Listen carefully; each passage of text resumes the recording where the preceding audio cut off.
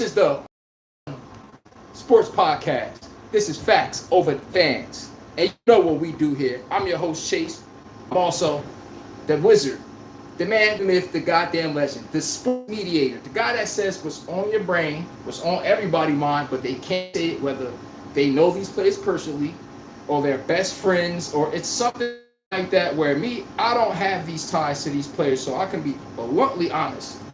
And I can give you an actual take that you should be getting in the first damn place. As you can see, on this show, we don't give a damn who the team is, your player is, favorite coach, what they did in the past, like result-based, point-blank period. You ain't got to like it, but you learn how to love it. Oh, give you a good moment to see what happened yesterday.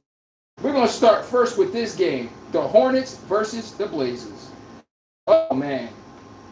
Talk about an action-packed goddamn game, everybody. When I say they was getting right, boy, on this team, they both was getting right. Ooh, it's a bunch of people over there right now. But, oh, yeah. The Hornets win a nail-biter game that no one even expected them to win whatsoever. The Hornets, even though this was a tug-of-war game of who can give up the game fast, because that's what it looked like at the end. The Hornets and them boys looked like they was trying to find ways to give the damn game up. Playing games, not disappoint. If you want entertainment, trust me, you damn sure got it when you checked into these two games. The Blazers and Suns that we're going to get to later, and the Hornets and the Heats. For everyone, I could have been wrong on this pick. Almost was wrong on this pick, by the way, everybody. I said I had the damn Hornets winning. I was this vocal, this close of losing a pick. I'm not going to lie. It was a nail-biting game. But, oh, yeah. Bam Adebayo got hurt during the process of this. We are going to get to the injury updates. Not going to hold you. Canupool and LaMelo Ball. Oh, my God. Y'all did not shoot the damn ball well. But, oh, yeah. We're going to put LaMelo Ball up here for a second. And he shot. Listen. I'm not going to be delusional. When it comes to LaMelo Ball, they shot the ball damn near god-awful. But his aggression is what the team needs. It's not necessarily per se about that. Whether he's missing the shots, it's just stay aggressive. He got to stay aggressive. And by him keep launching it up, who gain confidence, everybody else still keep trying to hunt for their shot. So I like when LaMelo Ball actually still kept firing, but the man was 2 for 16 from the damn three-pointer. I'm looking like, what's this? I ain't gonna hold you. I was looking at LaMelo like, ew. Guys, I ain't gonna BS. LaMelo Ball was god-awful from the field. But his aggression, at least I can't knock it. He didn't waver. He didn't get nervous and stop shooting ball. He still kept chucking those up as they came. At the end of the day, the only way the Hornets could win, he needs to keep playing like that. Don't let the shots not going in, live by the three, down by the three, and then run from the three. Oh, nah. They need this. Trust me.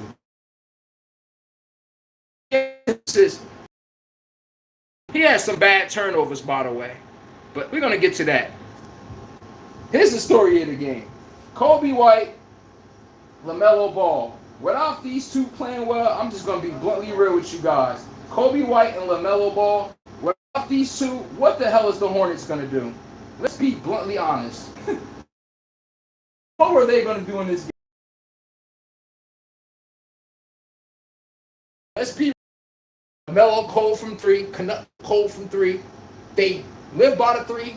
They were dying by three-pointer yesterday. They were living by it and dying by it. Trust me. That third quarter, Kobe White saved their ass. I said it. Kobe White saved their you-know-what. He gave them 11 straight points. Absolute 11 straight points. And they hit the buzzer beater for the game ender. For the buzzer beater quarter.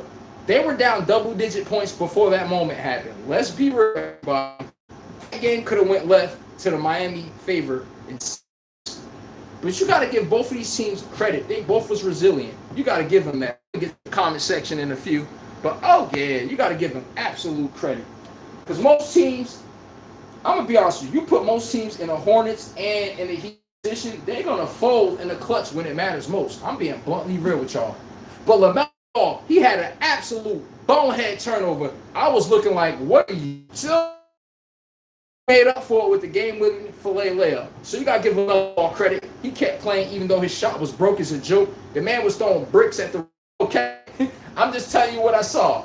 I'll lie for you before I lie to you. All right, but listen.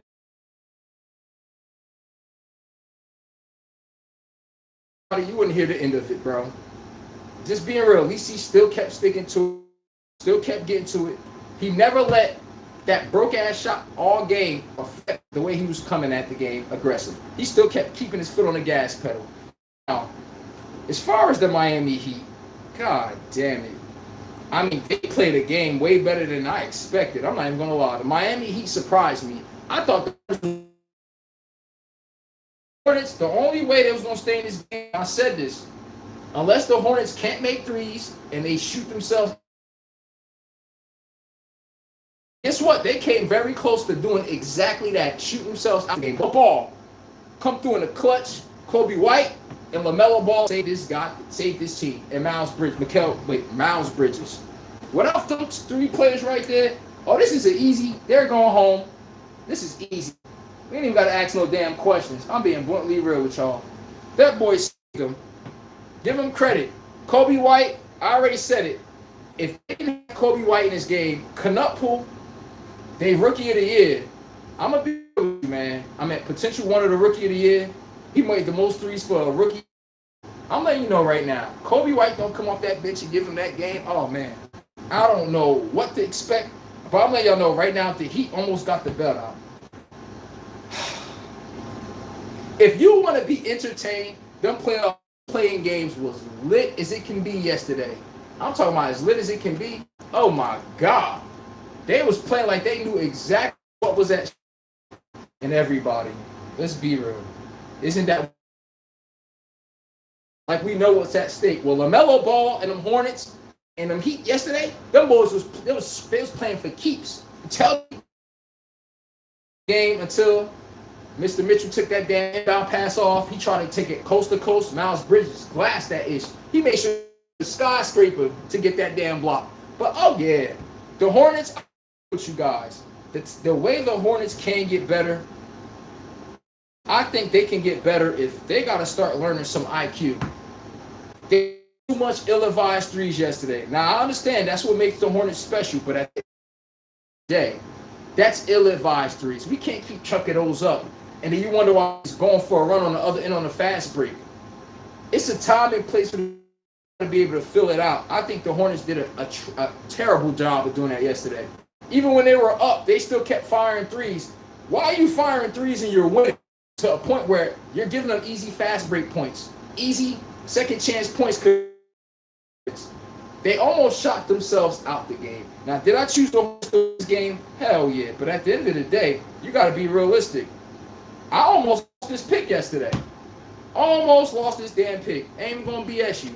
At the end of the day, give them credit. LaMelo Ball comes through in the damn clutch. Almost fumbled the game to a point where we were about to clown this man and be like his reckless playing style. Well, guess what, everybody? Shoulda, woulda, coulda, almost, but it didn't. Not wait for LaMelo to have a poor moment, because you know people wait till somebody have a bad game. But yes, Kobe White, LaMelo Ball, Miles Bridges. Knutpool yesterday, that boy was cold as goddamn ice. He had 6 points, 2 for 12, shoot for 6 from 3. I'm like, yikes! Damn, boy, you picked the wrong time for your shot. He chose a wrong time for his shot to hit life support. I'm telling you that. In these moments, live by that three. In playoff time, you're going home. That's why I said the Celtics are going home too. That's when you can't make threes. Look at the Hornets yesterday. I picked them to win, but at the end of the day, I'm looking at them.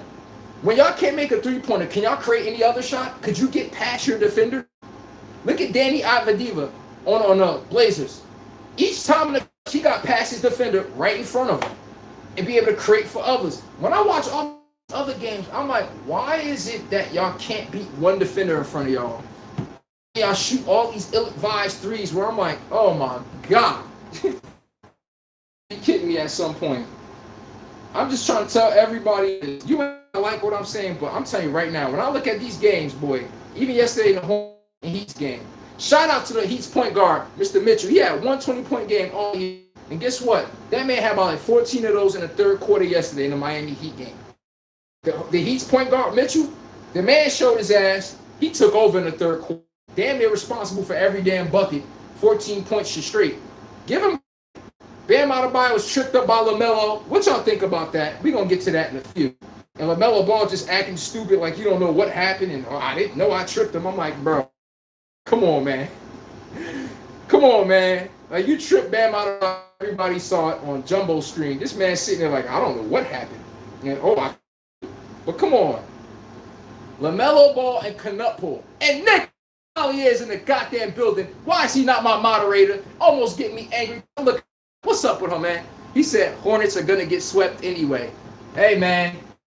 I gotta like it, but you better learn to love it, my guy. At the end of the day, did they not win or not? I'm not here for all the other stuff. You know how to rock. Who won that game? He almost sold the game for him. Give the Miami Heat credit. Andrew Wiggins came to ball. Mitchell came to ball. Bam Adebayo, he came there for a little smoke, you know? LaMelo Ball tripped him. He did some bullshit, obviously. He didn't say, oh, I didn't know, and somebody hit my head and I fell. LaMelo Ball ran play on him. He did. That was foul. Now, they gave him a tech. Rock out with it. But let's be realistic what happened in this game. The Heat came to play. The Miami Heat, one question. I need one question answered on how they lost this game yesterday. Explain to me how Norman Powell that averaged 21 points a game for y'all, how is he on the bench and barely got any run, and somehow the kid Vasquez got more minutes than him? I need an answer. Norman Powell averaged for the Heat. The man was a bystander yesterday on the bench while some other guy, Vasquez, is getting in, taking all his minutes. I'm like, wait a second. Wait a goddamn second. You trying to tell me Norman Powell just forgot how to play ball and y'all didn't just give him the rock no more? Come on. And Nick says, if Bam is in that paint last play, LaMelo doesn't make it up. Hey, man. Hey, Nick, I could agree with you, but shoulda, woulda, coulda. He wasn't there. He was not there. And I'm going to get to the comment section in a few, everybody. Hold on. Caprio says, again, you're right, Chase. Hey, Devin Booker is just a regular season player on a garbage team. Anytime he has to be a focal point and make people around him better, he looks like a role player. That's all I'm saying. That's all I'm saying. You ain't gonna like it, but you need to learn how to love it. Why is it that when Devin Booker is in positions to be the guy, he needs to make people around him better? Where was he at last night? 3, 4, 5 minutes of that game, the Phoenix Suns offense was god-awful. They didn't have a point guard. They didn't have a floor general. That's why they could not close the damn game out. Let's be real. And Devin Booker, I told y'all, that man is overrated. He's another Kevin Durant. Just stat sheet stuff on meaningless teams that never get nowhere. Y'all stuck saying his stats. He drops 25 a game. You go, okay, he turns over a lot. He don't create well for others. Defensively, liability. Yesterday, he picked the wrong time to miss his free throws. He one of the best free throw shooters in the NBA. Where was Devin Booker at yesterday? Jalen Green looked like he was the guy carrying the damn Suns. And Devin Booker, credit to Jalen Green, you left Jalen Green in a lot of bad predicaments where he had to fire up ill-advised shots that he happened yesterday. But Devin Booker left him in positions where he got to shoot a fadeaway three, make it. But Devin Booker, I told y'all, I just don't think that high of a everyone else do, because I told y'all he peaked when he was with Chris Paul. When Chris Paul came to Phoenix Suns, look at Devin Booker before. He's dropping 25, 24. He led the league in turnovers. How many times? His basketball IQ is trash. It is. He don't like being trapped and sped up. He likes to get to his spots when he feels like it. That's not real. What happens when the defense crank up on your ass? And what happens to that man? Exactly that. And I'm telling you this right now. We got to stop looking at Devin Booker like, oh my God, Devin Booker. Devin Booker be sucking his ass. He don't be winning no meaningful games. He look like Bradley Beal, the Washington Wizards. You can easily drop 28 and 30 when you're playing on a team that's not playing for nothing. But what happens when you got to play, when you got other ball handlers on your team? Other people that can do what you do. How does Devin Booker make anyone around him better? Please explain to me. Good take, Capro. Seriously, good take. Because I don't sit here a lot to do that. Okay? What Nick said. He said, Durant has always been a player that needs a +1, not a and Kobe's in the world. Facts. And that's Devin Booker, bro. Good take on that one. But that's all I'm saying. A lot of these players can't self-start anything themselves. I've been told you guys that. A lot of them can't self-start a goddamn thing whatsoever. They need people to set it up. But let's be real. The Suns peaked when they had Chris Paul. Devin Booker, that's the best stretch of ball I ever seen him play. The man was actually a floor general. He knew how to pick his spots on the floor. The man was actually playing like a complete player. I'm thinking it's going to carry off when Chris Paul leaves.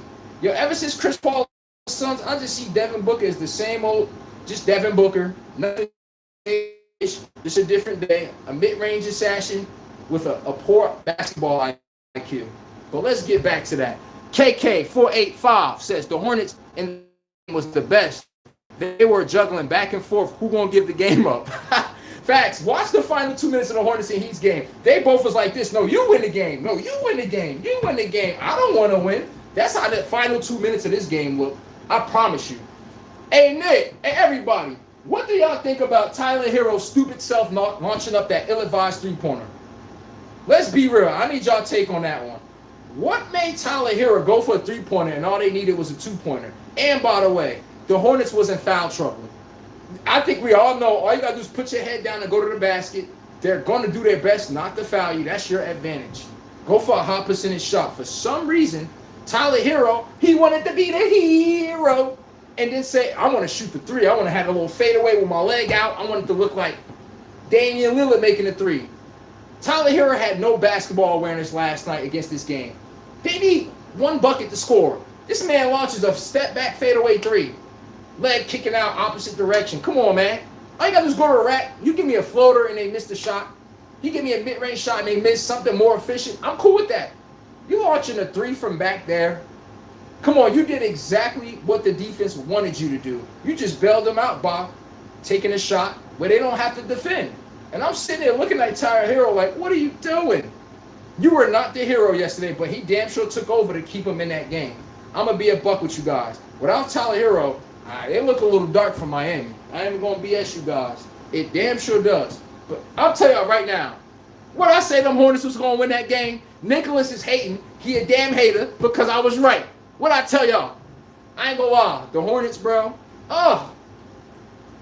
How does LaMelo Ball shoot 2 for 16 from 3? When do you get the message to stop shooting the goddamn ball? Your issues broke today. But that's why I do not like three-point shooting teams. Because I know once the game slow down and get half-court offense, most of these guys cannot create offense for themselves. They get a quality look. Now, credit to LaMelo Ball. Did he do that on the final play on a scoop layup? He did. I got to give him credit when it's due.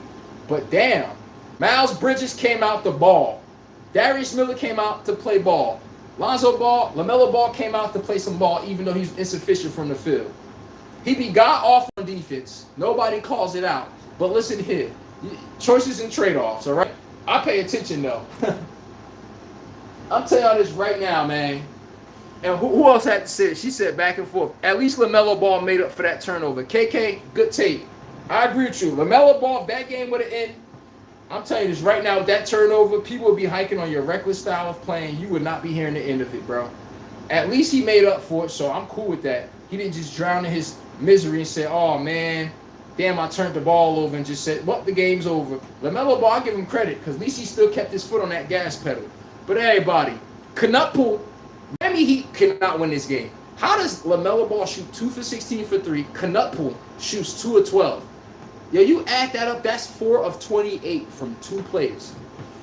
How the hell 2 players shoot 4 of 28 from three-pointer and y'all still lose to them? You know how much empty possessions, you know how much possessions they gave the Miami Heat off of all these missed threes? Make it make any goddamn sense on why the Heat still couldn't capitalize more off of them. The truth is the Heat did not have somebody who could create efficient shots. That's why I said, why was Norman Powell not in that game yesterday? He averages 21 a game for y'all.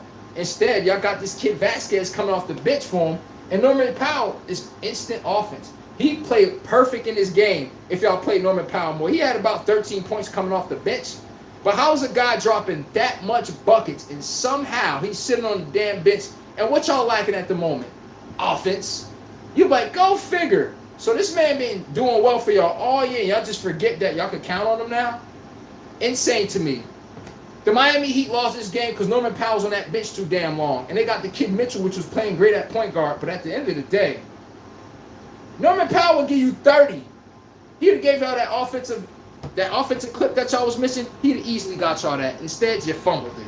Because you know what? Y'all overthought the goddamn game instead of making an obvious, clear as day decision.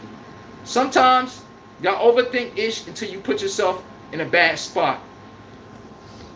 On that note, the damn Hornets put them boys in the pack. We got to accept it. We got to accept it. The Hornets put them boys in the damn pack and they smoked on them. It is what it is. You ain't got to like it, but you need to learn how to love it. What Nicholas say? He said 76ers winning tonight. Watch out for playoff P. Hey, man, I got the Sixers winning too, bro. I'm with you. He said, I bet the Heat 6+ points wasn't complaining. I bet the Heat 6+, I wasn't complaining. Oh, yeah, me neither. Trust me, people who make 3-pointers, you can hunt that ish down in 5 goddamn seconds. You can. And Nick right, bro, about the Kevin Durant one. I know I said that about Devin Booker, but everybody is not. That's why we're not a fan of small guards. Because most of them can't take over a game just bluntly. It's not too many Allen Iversons and people like that could just take the game over. Give them the ball and say, put the ball in the damn basket by all means necessary. I'm just being real with you guys. The NBA, you saw it yesterday. Whenever it was time for people to make goddamn plays, you'd be like, why can't people beat their one defender and they always left to shoot these ill-advised 3-pointers? And I told you, playoff time, everyone's aware, and they're going to start calling less fouls. What are you going to do when that 3-point shot ain't there? Y'all saw it from the Hornets, even though I picked them to win. They almost fumbled the game because they could not get an efficient shot past shooting threes. That's not about to keep bailing you out, bro. That's why y'all so big on the Celtics. What's the difference between the Celtics and the damn Hornets? They play the exact same way. Live by the 3, die by the 3.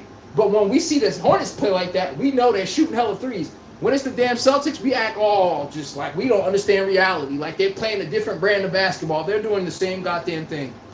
That's why I said I'm like, they're doing the same thing. I just be looking at people like, come on. Don't live by that 3, because you keep it up, you look up, you're going to be dying by it in another goddamn half a second. Let's get to these comments. Demon Tom, P1J, said the Blazers were not supposed to win that game. Shout out to Denny Avediva. Oh, yeah. Denny took them boys to Denny's yesterday. He took, hold up. Wait a second. He said, hold up, wait a minute. Danny Adiva's about to put his goddamn feet in it. Oh, yeah. 41 and 12 goddamn assists with 7 boards. And he had the game winner. He was responsible for every bucket or assisted in it. Final 5 minutes. That's clutch. How is Denny Avediva, I hate saying his last name, Denny Avediva on the Blazers? How he look like that and Devin Booker look like that? Can y'all help me explain that? Devin Booker supposed to be the guy playing like the Blazers star, Denny Avediva. Somehow, Devin Booker look like a damn role player. Gerald Green, this look like Jalen Green. This look like this is his team. Make it make sense, man. Make it make goddamn sense. But I told y'all, I'm done coddling people. We can't keep coddling these 8-year pros, 10-year veterans. And we just keep giving them all these coddling excuses. I'm like, nah. Nope. That's one thing we cannot keep doing is making excuses for these grown-ass men. But when they put up their stats, y'all glorify them. But Devin Booker yesterday, I'm on his ass. Oh, yeah, front and center. I don't give a damn. Who like it? Who don't want to love it? On my show, you need to learn how to love it. But okay. And Melo is more Kobe-like than Durant. I know. Hey, man, Nick. Melo got that killer energy in him. Melo, one of those, he feel like the offense is sputtering. Give me the ball. Enough of this ish. Enough of this buffoonery. Yeah, I'm going to put the damn ball in the hole. That damn simple. See now, when you watch Devin Booker, you watch Kevin Durant and them, they be on that, I'm going to let the offense, I'm going to let the game come to me. And I know my damn twin ain't in the damn building. My boy Larry, goddamn Larry's in the building. What's up with you guys? And what y'all doing today? I haven't been seeing you guys in a minute, man. What's up with y'all? And I'm going to make Larry, oh yeah, make sure Larry, you is up here, moderator too. And Nick, all moderators, definitely. But oh yeah, I know y'all seen them playoff games. And what did Larry say? He said, I was in Arizona laughing at him, Fims. Oh, Booker didn't play like Kobe. Hey, man. Oh, he said he just got from vacation. Where you was at, bro? What y'all was at? Where you he was out there like, oh. He's man, I know he was out there. Don't tell me he was in Arizona doing BS out there now. But everybody, the Blazers is about to step forward. Hey, the Hornets, y'all know who they play next. Who do we got next? And why is my phone doing this? Okay, them Blazers, they coming for them boys next. Y'all know who them Blazers play. They step up and play Wembanyama and them Spurs. But we ain't going to get to that game yet. Hold up now. Tell me what y'all think about the play-in games yesterday. I think the Heat fumbled it because they didn't let Norman Powell play big amount of minutes. He's instant offense. I don't know what. Everybody, when do you sit somebody down that's averaging 21 points a game on the bench? Y'all saw Kobe White save the goddamn Hornets. I'm not going to lie. That third quarter, I ain't going to hold you. Man, the Miami Heat had this belt out. Oh, yeah. Belt to you know what. If somebody behind me was very goddamn sore, and it wasn't the Miami Heat, all you know is Kobe White. Boy, that boy came to the game, gave him 11 straight and a buzzer beater. Next you know, tie ball game. I'm telling you right now, they was throwing haymakers. Everybody hit the like button and subscribe to the channel. But oh yeah, they was throwing haymakers, and they had smoke to sell yesterday. I'm telling you right now. But the man of the day last night, why is my phone doing that? Okay, but oh yeah, the player of the game yesterday, I'm gonna tell you right now. Put some goddamn respect on his goddamn name. What Birdman said, I'm not gonna say this no more. Put some respect on my damn name. Diddy Avadiva. Man gave him 41 and 12. 41 and goddamn 12. Something like belt to ass. Something like belt to goddamn ass. 41, 7, and 12. And yo, wait a second. He hit the game winner. He got 2 and 1s inside of 2 minutes. He was responsible for Jeremy Grant making 2 corner threes. Why can he create off the dribble while the team is loading up on him? Devin Booker can't do that. Devin Booker can't even beat the one man in front of him. Make it make sense. Who was in the NBA longer? Devin Booker, right? Wouldn't you think his game would translate better than his? Wouldn't you think this stat line would come from Devin Booker, right? How come we see all these young bucks coming to NBA and they somewhat outperforming the guys that y'all used to look at like, oh my God, Kevin Durant, Anthony Edwards. Anthony Edwards make Kevin Durant look like, get out of here.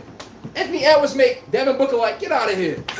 I can name a couple more players. Jalen Johnson. I see everyone getting better except Devin Booker. I'm watching the new young bucks getting rid of the old guns. That's all I'm saying. And Larry, he says, oh, he said he got back from vacation. But, hey, man, Booker sold his ass yesterday, Larry. Hey, Nick says, everyone wants to be compared to Kobe, but are not willing to take criticism like Kobe could. Thank you. And guess what? You know what that means too, Nicholas? I agree with you because, hey, Kobe don't mind saying he shot the ball too much. Well, at least we lost on the backs of me instead of me letting someone else, the bench player, take the last shot. See, everybody want the Kobe resume, but don't want the, I agree with Nick, nobody want what comes with it. They expect you to set the tone. Devin Booker, you're not supposed to look like a role player with a hump neck running around happy to be on the court. No, we need you to be aggressive with your goddamn foot on their neck at all times. Was he doing that yesterday? No. Jalen Green looked like that's his team. And listen, shout out to Jalen Green because I was on his ass yesterday. Devin Booker put him in a lot of bad positions where he had to shoot some ill-advised three-pointers. Point blank, period. So if you're going to say Jalen Green's shot selection was a little crazy yesterday, look when Devin Booker gave him the ball. 4 seconds winding down on the shot clock. I'm like, bruh. Jalen Green looked like this is his team, and Devin Booker looked like the damn pedestrian. He looked like a damn citizen. I'm sitting here looking like, bro, we got to stop giving Devin Booker this pass. Kevin Durant. It's a couple more names. I ain't going to get into it because I'm going to give him his moment of fame. Why are we watching the new young bucks? It's like NFL. We seen Sam Darnold win the we seen Sam Darnold win the MVP before Lamar Jackson, Josh Allen, the list go on, Joe Burrow, the list goes on. It's like this. How the young bucks trouncing the guys y'all talk about MVPs and, oh, this guy had 80 points and that. But then you look at the young bucks, they all passing these guys up. We got to stop factoring stats over actual wins. Because Kevin Durant, if we did that in the last 10 years, give me anything nice to say about Kevin Durant in the postseason. But what we're going to do is use his overall name and be like, Kevin Durant. I'm like, okay, bro. But we're not doing that on my show. It's facts over goddamn fans, and we keep it a buck. We don't got to, I'll lie for everybody on my damn show before I lie to you. But all right, Larry, 248 said, I live in Arizona, but mom's was in town. Okay, man. Hopefully you had some good time with your family and everything, bro. Oh, yeah, take mom out.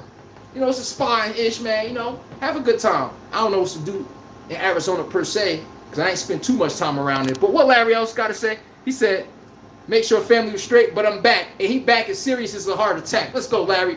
I appreciate the mob bash. I got you, twin. Let's go. Oh, yeah, I need you to be sniping them down like DC. I ain't going to say that. Let me chill. I hope you know what I was going to say. But Larry says, honestly, I don't watch the play-ins, but I want to see how far Wemby and them Spurs can go, to be honest. Yo, Larry, I ain't going to hold you. Yesterday, you missed it, bro. Them games was jumping. Boy, them final 3 minutes of each game, boy, you don't know who win in this game. If you had money on that game yesterday, trust me, you're not about to sit here and say, oh, I comfortably thought we was going to win. I'm like, stop lying. On my show, we ain't got a lot of kicking. You damn sure don't. But I'm telling you this right now. Yesterday, them boys was getting all levels of right. And I can't fault them because, listen, 41-7-12. And it's the fact he put the game on ice. That's why I'm giving Danny Avdiva credit like this. He put the game on ice. It was mano and mano, top of the key. Hit him with a little froze herky-jerky move. Did him dirty. And Chauncey Bills is in the damn. Chauncey Bills is here. He said, I hope the Hornets get into the playoff. Watch out, Pistons. I told y'all, the Hornets is going to knock out the Pistons. Mark my words, the Hornets is going to beat the Pistons. But like I was saying, he was Himothy yesterday. Himothy. Every time you need it, where? He got that. He had it from the three-point line, the mid-range game, the floater game, and one. Two of them in the clutch. And Jeremy Grant, y'all got to give him credit. The man came off the bench and he hit 2 clutch threes. Without them threes, I don't know what the hell Portland looking like. Let's be real, everybody. Outside of giving him his credit, he has to be the most improved player in the NBA. It's either him or Nikhil Walker-Alexander. You ain't got to like it, but you need to learn how to goddamn love it. And last night, I'll tell you right now, when it came through the clutch, Denny said, I'm taking all y'all asses to Denny's, okay? He made sure Devin Booker and them boys stayed in Phoenix. It's nothing worse than losing on your court and somebody just, you know, they drop a fireball in the middle of your court, they just dud it out. Hey, ain't nothing worse than going home on your floor because you're already home. They celebrating in front of your crowd. But I'll tell y'all this right now. Shout out to the damn Portland Trail Blazers. Y'all about to get swept by the Spurs, but give credit when it's due. You ain't got to like them, but learn to love them. And they ain't have Damian Lillard. God damn it. Like, oh my God. 41-7, 12 assists. He shot over 50%, made players around him better, gave him better looks. This man gets an A+ grade for yesterday's game. And guess what? Phoenix, Dylan Brooks. Now I'm about to get on Phoenix ass. Dylan Brooks shooting stupid-ass three-pointers. Hold on. Devin Booker launching up stupid-ass shots. Everybody, let me show y'all retarded pace of game right here. Tell me, am I tripping? Or is it just me? It could be just me. What these numbers say right here, everybody. Because sometimes I be thinking I'm off something. I'm like, listen here. Explain this to me. Right here. Let me get out the picture for this one. Explain this to me. Am I tripping? Hey, Larry, Nick, you tell me. If y'all head coach, right, of the Phoenix Suns, I'm asking everybody, y'all the head coach of the Phoenix Suns, and y'all see these scores right here in the same time mark. How the hell are y'all giving that game up? It's no way in hell you should be giving this game up. Y'all tell me, am I tripping? Everybody hit the like button and subscribe. But yes, how the hell you up 11? Okay, you could come back up here. Let's be realistic. What about this? This is called, I need a point guard. I need somebody to slow the pace down. Devin Booker, you're supposed to be that. Slow the pace down, bleed the clock, give them less of possessions, which make them take badder shots because they know they're getting less possessions because we bleeding our possessions. That's all you got to do right there. You know, they coming down doing Dylan Brooks shooting a dumbass three, ill-advised three, Jalen Green run around. The man had the stupidest turnover running out of bounds. He gets the Jalen Green. Jalen Green is like Stickums. When the ball get his hand, it's almost like he don't think the ball supposed to leave. I'm like, yo, bro, just because you got the ball, that don't mean it's either shoot the ball or turn the ball over. He runs to the corner, 4 feet, with Clingan guarding him. Everybody playing basketball. What's the kindergarten rule for a ball handler? If they're applying pressure to you on defense, the one place you do not run is the corner. You run out of real estate. Duh. I know we all got to know that now. What did he do? Ran out of real estate. He tried to flop and get a foul. Turnover, bucket on the other end. What they do to possession before that turnover? They did not have an efficient ball handler just like the Rockets. When these games come to big, crucial moments, I need C.J. McCollum for the Hawks. I told y'all, who the glue gun for the Hawks? Whenever the Hawks playing like the Suns did yesterday, C.J. McCollum be like, give me the damn ball. Yeah, go over there. Slow down. Yeah. Not that set. Let me run the set I want to run. Slow this damn thing down. Every time they get the ball, shot clock damn near down to 0. There's no way you're fumbling this goddamn lead if you're playing that way. And we're going to get an efficient shot, bleeding the clock, whether we make or miss it. Guess what? They're playing to us versus us playing at their place. How the hell Jalen Green balled out yesterday? I'm going to have to get off him. He had 2 stupid turnovers. Oh, my God. I got to get this to Dylan Brooks and Devin Booker. Because right here, how y'all sold in these final moments is goddamn criminal. Oh, my God, it was criminal. Hold on. Let me get up here. Oh, whoa. Damn. Hold up. Nicholas said, that looked like Jalen Green's teams last night, not Booker's. Thank you. Man, that boy Devin Booker looked like a damn pedestrian. He looked like he was just lucky to be there in the NBA yesterday. Jalen Green was looking like, give me the damn rock. I'm the one taking all the tough shots and getting y'all and bailing y'all out the hole. Devin Booker, I'm sick of his overrated ass. I am. Who y'all taking? Ant-Man or Devin Booker? This is easy for me. But my point is, how come these players is coming after a lot of these stars that we looked at in awe, but now they still haven't won a damn thing? You seeing young bucks come in and accomplish more than them. Make it make sense. That's all I'm simply saying. Kevin Durant's becoming an afterthought. For real. That's all I'm sitting here saying. You see how Denny Avdiva play yesterday against the Blazers? You think Kevin Durant has games like that in the playoffs where he's looking to take over like that, where it's get out my way? I'm bringing us home today. I'm not saying Kevin Durant don't play good in the playoffs sometimes. I'm talking about this is my ish, and if we're going to lose, we losing on my goddamn terms. What we not about to do is lose this game in the hands of role players. Hell no. See, Devin Booker and players like that allow ish like that to happen. And I've been told y'all that. That's why they never go anywhere. But this right here is un-goddamn acceptable. If I'm up winning, why are y'all shooting the ball early in the shot clock? You're bailing the defense out. They like, phew, thank you. We didn't foul. Hey, everybody, while they up like this, they got them in foul trouble. You would think they would go to the cup and try to initiate contact, right? Nope. Launching up threes and shit. I'm like, oh my God.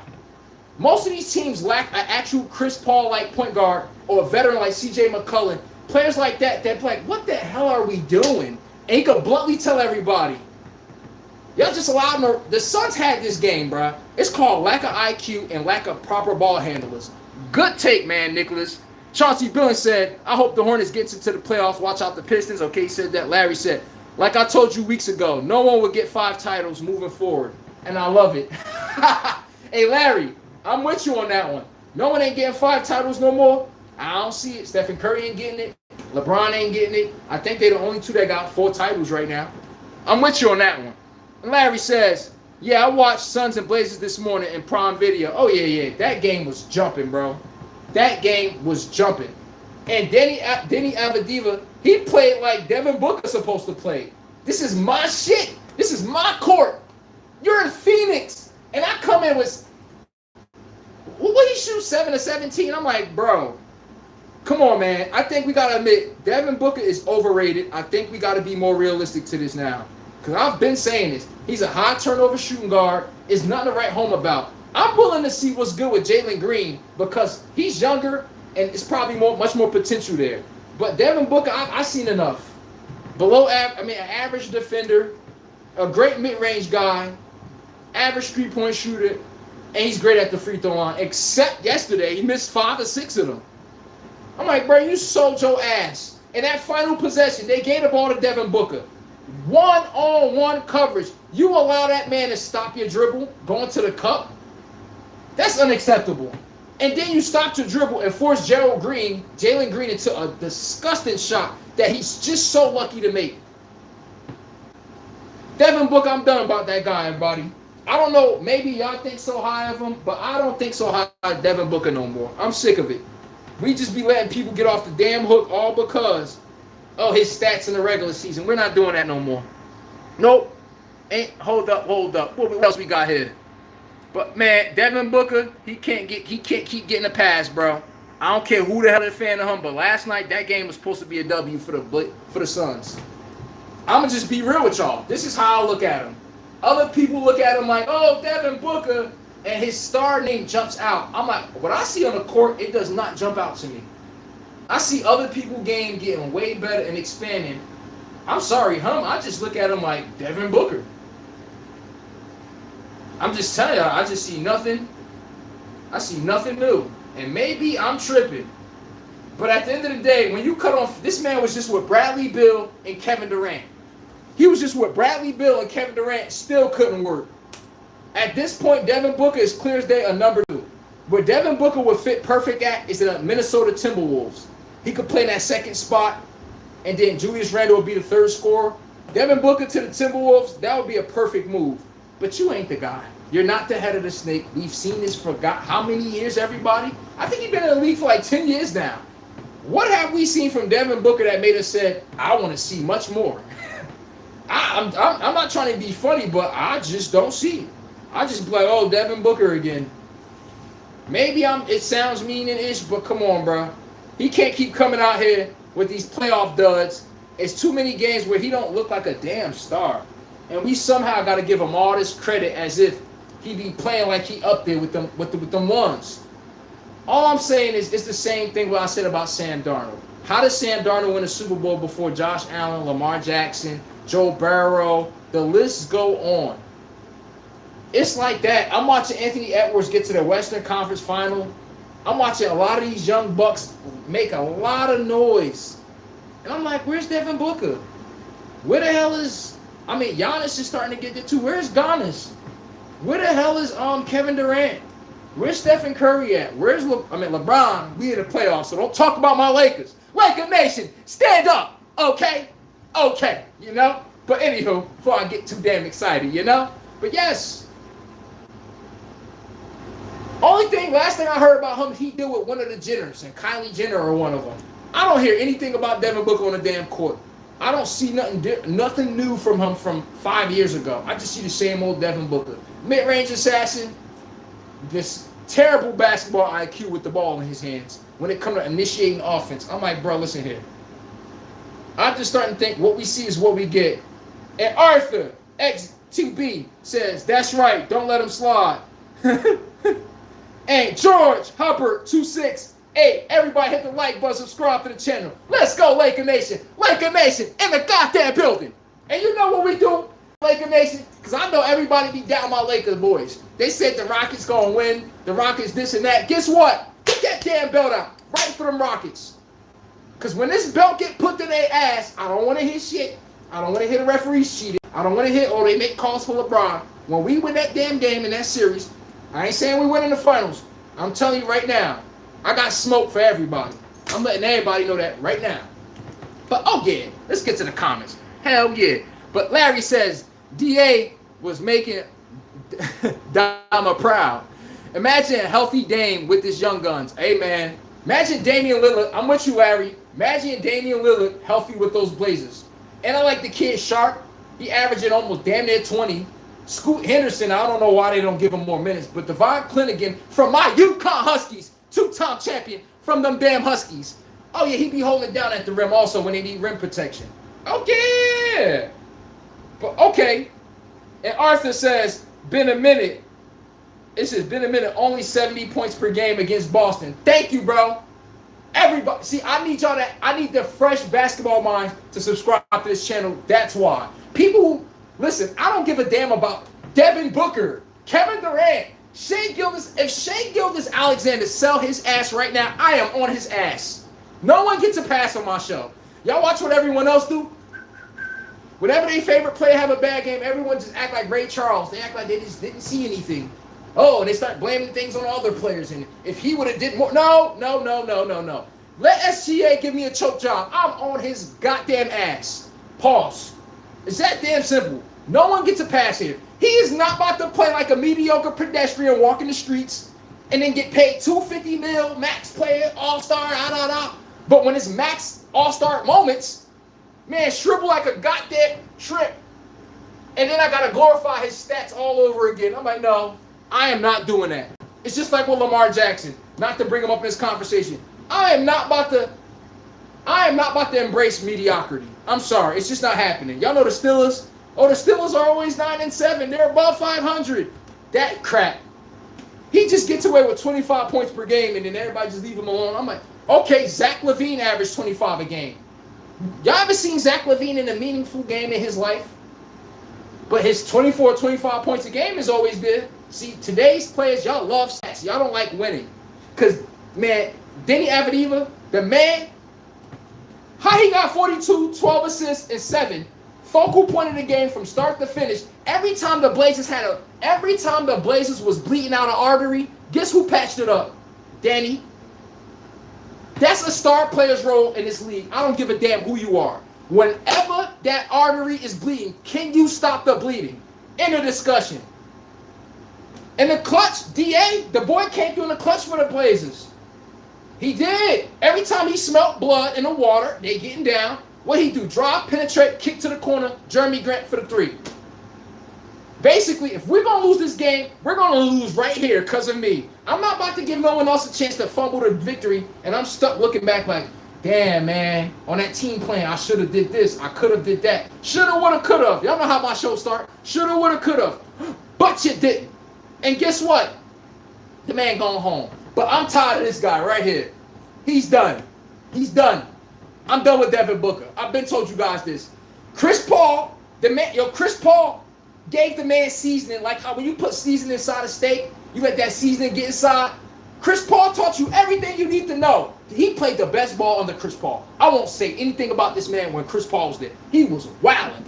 But that's the point. He needs somebody with IQ that shows him the ropes, and he gets to just score. He's another Kyrie Irving also. I just want to focus on putting that ball in the hoop. I don't want to have to think about running a set, and when the defense plays against me this way, I need to counterattack them. He's not a thinker. When Devin Booker has to think, you see 6 turnovers. You're like, damn, holy shit. I'm like, yeah, man. You ain't got to like these takes, but learn to goddamn love it, bro. Because I'll tell y'all right now, most people be afraid to come after players like this. I'm sick of it. Kevin Durant lose to my Lakers, and we don't got Luka on the court. I swear, I promise you, I better not hear a Kevin Durant name ever again. I better not hear about him again. But let's get back down here. Good take on that one, Larry 248. If Dame was there, shout out to them Blazers, boy. And Drew Holiday. Drew Holiday is who kept the Blazers in the game. He brought that veteran championship pedigree. The man came out there playing defense, moving his feet like usual, and that boy was knocking down threes. He gave him 21 points also. And this was early in the game when the Blazers was looking like, I don't know, ish ain't looking good. But guess what? Drew Holiday and that championship presence, that's why they brought you here. I'm telling you right now, without Drew Holiday, this game gets real ugly in the beginning of the game. Hey, Nicholas Hollier says, Hawks going to give the Knicks all they can handle. That team is way better without Trey. Oh. Is the Hawks better without Trae Young? Is the Hawks better without Trae Young? Antonio Richardson, 8631. Drew shined that night. Closed the deal. Oh, he said Drew shined that night. Closed the deal. Who you meant Drew? Oh, you meant Denny from the Blazers? I'm just trying to clear that up. And he said, and he says the Hawks are better without Trae Young. And George Hubbard says, do they know Kobe? He loved winning. Yeah, Kobe loved winning to a point that these type of players couldn't play with him. He obsessed with winning. Jordan, you see people getting punched in the mouth, terrible altercations within the team locker room. That's what happened when win is abroad. Mahomes would jump down Travis Kelce, goddamn neck. Travis Kelce would jump down Mahomes' neck. Every team that wins, you see accountability is at its peak. The Patriots, on ass. Greg Popovich would sub out his whole starting 5 if he feel like they're not playing well enough. Y'all know Tim Duncan, Ginobili, you got Bruce Bowens at the time, you got Tony Parker. He would sit them down like they rookies. Any team that you see heavy accountability, you find a championship right behind it. It's just common sense. But hold on. I feel like everybody coming for Trae Young.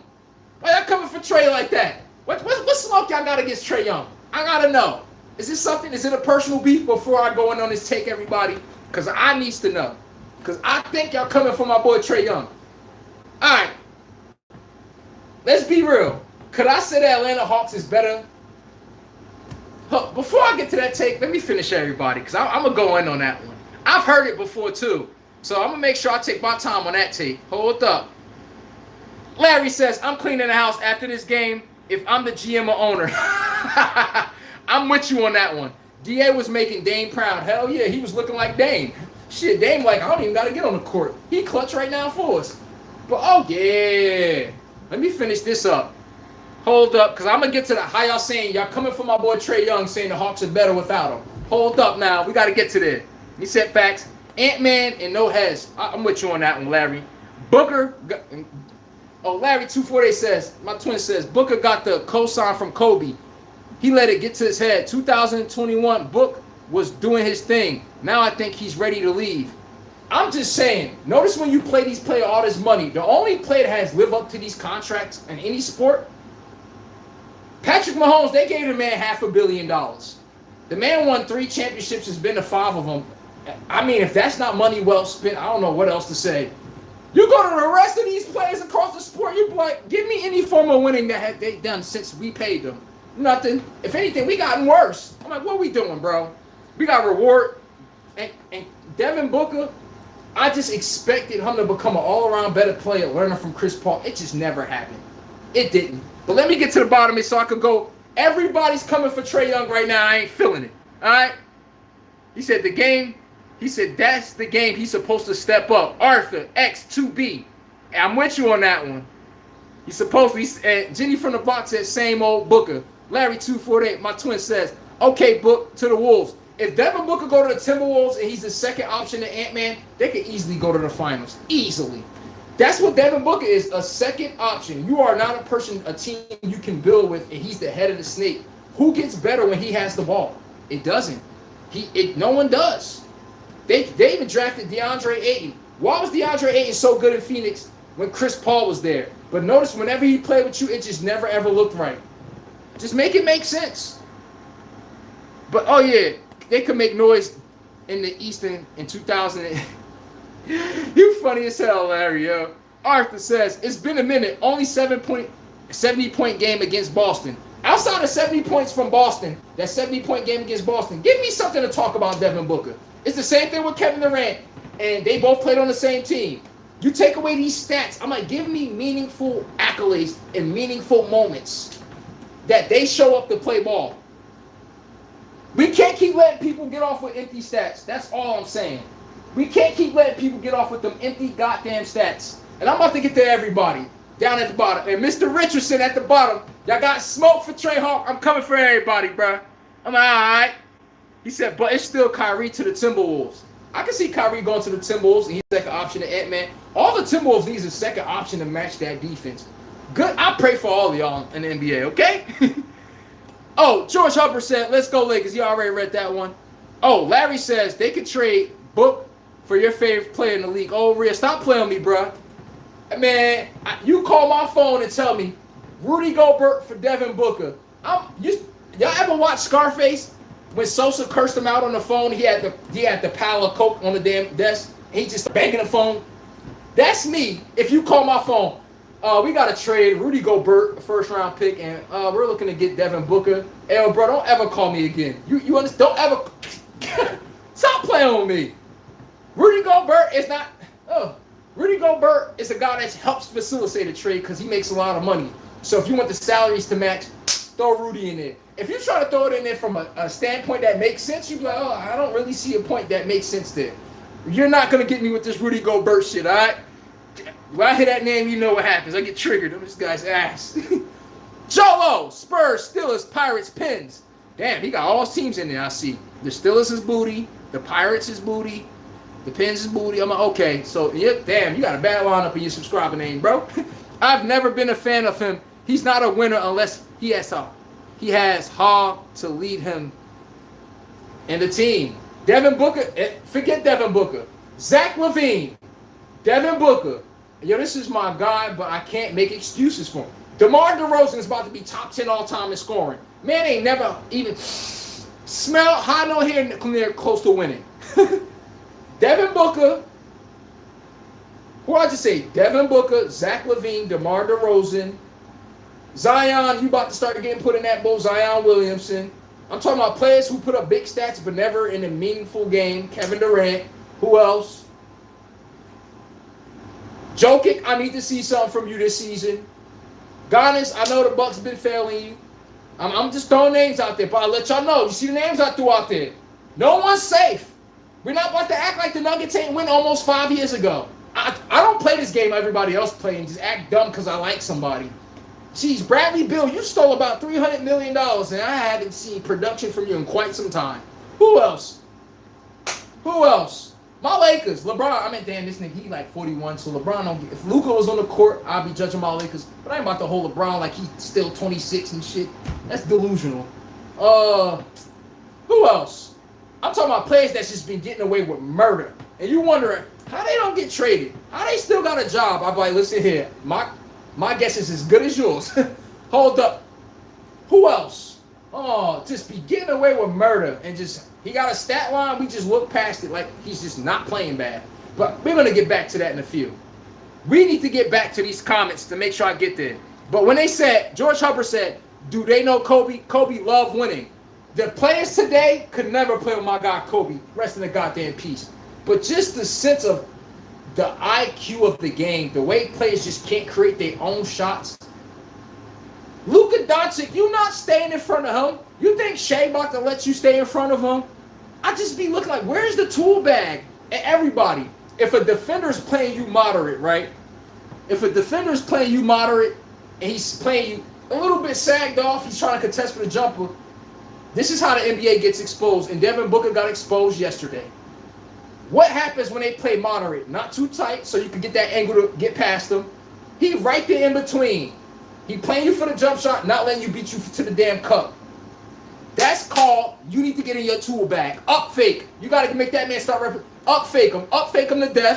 I play basketball. Up fake him. You need to get in your tool bag. But there is no way. Everybody in the chat, Clue Larry, everybody. What if I told you this is one-on-one drills, right? And we playing football right now. Y'all know football field big as hell. What if I told all y'all, this is a one-on-one drill, y'all at wide receiver, we got a cornerback on you. You trying to tell me that cornerback about to stop you from catching the ball with all this open field? I think we all know the answer. Ain't no one stopping me from getting that damn ball. I'm pretty sure everyone else is going to say that. They don't have that mentality before they get the ball. And hit the like button, subscribe to the channel. But yes, they don't got that Himothy in them. And I make sure I go into this segment because the NBA got too many of them. A lot of these damn players just stat sheet stuffing and don't win a meaningful game anywhere. You know, look at the play-ins. The play-ins got former Joel Embiid at MVP. The play-ins, everybody. Look who else is in the play-ins. We talk about All-Star Bam Adebayo, LaMelo Ball. We got Kawhi Leonard in the play-ins. We got Steph Curry in the goddamn play-ins. How the hell the people 5-10 years ago, these names I'm naming, these are at the Western Conference Finals. One of them in the finals. One of them representing the East. Most of these names now, y'all just trying to get crumbs off the floor. Y'all just happy with whatever y'all get now. The Young Bucks done took over the game. I'm telling y'all this right now. Them Young Bucks, I'm not going to lie. Them Young Bucks right now, it's been looking like this in the NBA. Yeah, that belt been out for them boys. I'm not going to lie. The old guys in the league right now, it ain't looking too good. But let me get down here. Larry says, not here. We're on every star player's neck. Yes, on my show, every player, what Larry said, I co-signed it. We on every star player neck. And we're going to give role players credit because the star player don't win every goddamn thing. Yesterday, without Kobe White, where would the Hornets be? They'll be at home getting dudded out in the ashtray. Let's just be honest. He came in and was instant offense. That's why I don't know why the Heat didn't put Norman Powell in the game. He could do the same thing Kobe White do. I was confused. I'm going to sit 20 points a game on the bench and then act like he just can't do what he normally does. It's weird. But yes, he said Drew veteranism helps a lot. Oh, yeah. Every time they got ahead of themselves, start playing too fast, easy. Slow it down. Slow it down. We don't need to be sitting here launching up threes, one pick and pop shoot. You're constantly running back up and down the damn court like it's a damn track meet. That's not benefiting nobody but the other team. Because once you keep running, think about it. When you're running at that up-tempo pace, how the hell is your big man defending the rim? He's not. He's in trap position. You know what time it is when you're in trap position. Alley-oop. Come on, man. And he said, oh, Antion, it's an wait, Ancient, I'm going to say Ation Richardson. I'm going to go with Richardson A631. I'm going to have to go with this one, man. He said the Hawks are better without Trae Young. And I'm going to say, what he said, Ant Richardson said Popovich was the truth. I know. Greg Popovich couldn't coach today before I get to the Hawks take. He just coached too different. If he feel like you're not bringing that level of tenacity that other players can rub off of, and you playing lackadaisical, you just letting the offense come to you, out the game. Oh, 8-time All-Star, out the game. Yeah, you. And I don't give a damn who your name is. You're out the game. Sit your ass down. Today, we just let them run around lackadaisical. He just act like he don't know he make $30 million, like he don't understand he make $50 million. You're the star player. Greg Popovich would never tolerate these threes that y'all see today. That man would catch a heart attack. I promise you, bro. Yo, I'm talking about, y'all gotta watch the Spurs when they win the championship. Somebody would shoot a dumb shot, that shit, timeout. You don't watch the starting five get on the court. It ain't the starting five that was on there before. This man used to do that shit mad times, bro. Y'all gotta understand, he used to bitch Tim Duncan. Y'all know who Tim Duncan is? He used to bitch Tim Duncan like he was a nobody. He feel like Tim Duncan was playing lackadaisical. Get him out the game. You don't even look at him. Y'all can't take that today. And guess what? Got some really big goddamn rings on his finger. You tell me which one you want. You want a players coach that make you happy and y'all just get to the playoffs and get bounced out? Or you want somebody that's gonna have a foot on your damn neck, but it's greatness attached to it? Guess what? In this lifetime, anything you want in this goddamn lifetime, it's gonna take an insane level of discipline. You need to accept it. I don't care if it's your job, sports, anything. You know why most kids in Gen Z today and young millennials do bad? They don't compete like the other generations did. Running track. Remember when we was growing up, you had to play field day in your school? Even the women had to participate. Yes, we about to see how athletic everyone is and who is the best. You will learn these things from young where I'm going to push my body to the goddamn test.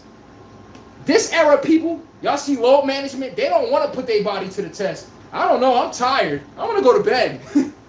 I'm going to get on social media and take my photos in front of my Lambo and shit. That's what they want to do today. They don't want to put their body to the test. You get what you put into this game. Greg Popovich, you see the Spurs, they don't run out the gym, jump out the gym. They're not doing nothing special. They just play team basketball. We put an extra hour on these plays, so when we get these games, we expect shit to look crisp. Then you watch offense today, you get a ball to your best player, call for a pick, high screen and roll, hopefully a switch happens, launch up a three. I'll be like, listen here, how y'all like basketball today? I will die sometimes watching these games. I will watch a 10-possession sequence from both teams combined. I'm just looking like this. Let me see how much two-pointers I see. Yo, out of 10 possessions, it'll be 8 threes, bro. Just ill-advised, reckless. I'm just looking at everyone else while the game is happening. No, everyone just act like this is normal. I'm like, okay, so that was not a bad shot. What the hell was that? That was a travel. What is he doing? This is me every play. Yo, today they call that good basketball. But let's get to the obvious. Trae Young. I'm calling out Anthony Richardson, A631. I got somebody else down here. I'm going to get to everybody else down here, bro. Give me a second, everybody. I'm going to get to everybody. Dat food, everybody. Trae Young. Y'all not about to keep coming for Trae Young. Put some damn respect on his name. Where was the Atlanta Hawks before Trae Young got on there? Because I think we must have forgot. We got a long... What I tell y'all is not to have a short memory. That's what I try to tell y'all. Do not have a short damn memory. Where was those Hawks at before Trae Young got there? And was they not about to go to the NBA Finals? Let's be real. If he played those games in the playoffs, not going to the NBA Finals, we got to at least give him grace there. And they had no business being there also. And he was the head of the snake. He was playing just as good in the playoffs as he do in the regular season. I mean, at least I could say they lost with him not being available. Trae Young, 28-10. I know the defense. He lacks the defense. Let's be realistic. He's small, undersized. He turned the ball over at a high clip. But let's be real. The best pick and roll guard in basketball is Trae Young. You ain't got to like it. You got to learn to love it. When he come off that screen and roll, high screen and roll, if y'all Hawks fans, once he pin your ass, it is a ball game.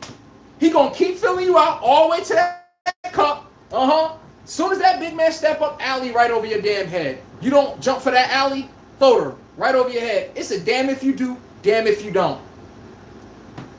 Don't sit there and act like y'all ain't see what he done. Don't get that short memory. Jalen Johnson, listen, I just saw Jalen Johnson the other night wet the goddamn bed.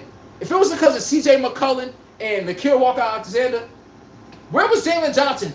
I think it was 3 for 12. Let's not forget, pump the brakes. Don't fall in love with that much more.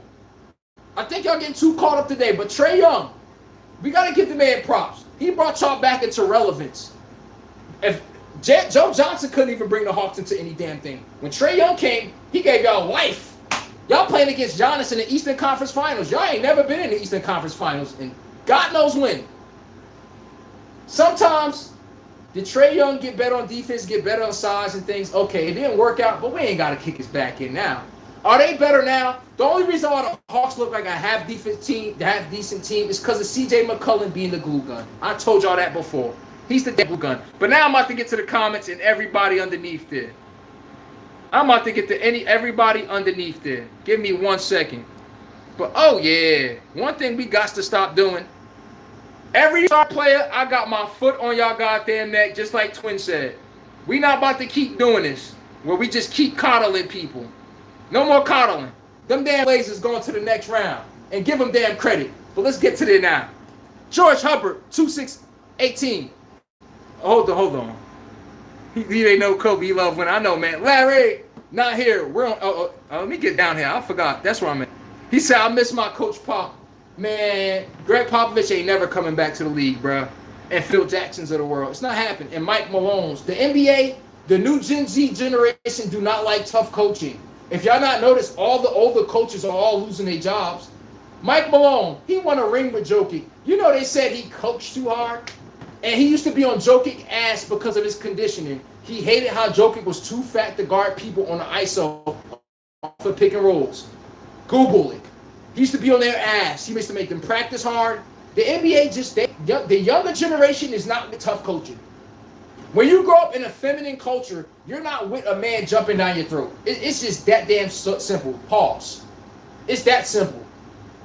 They want to mess up and go sit down. Nobody talk to them, and you yell at them. You even dare try to talk to them on the mistake you did something wrong. That's today's players. You got to live and accept that.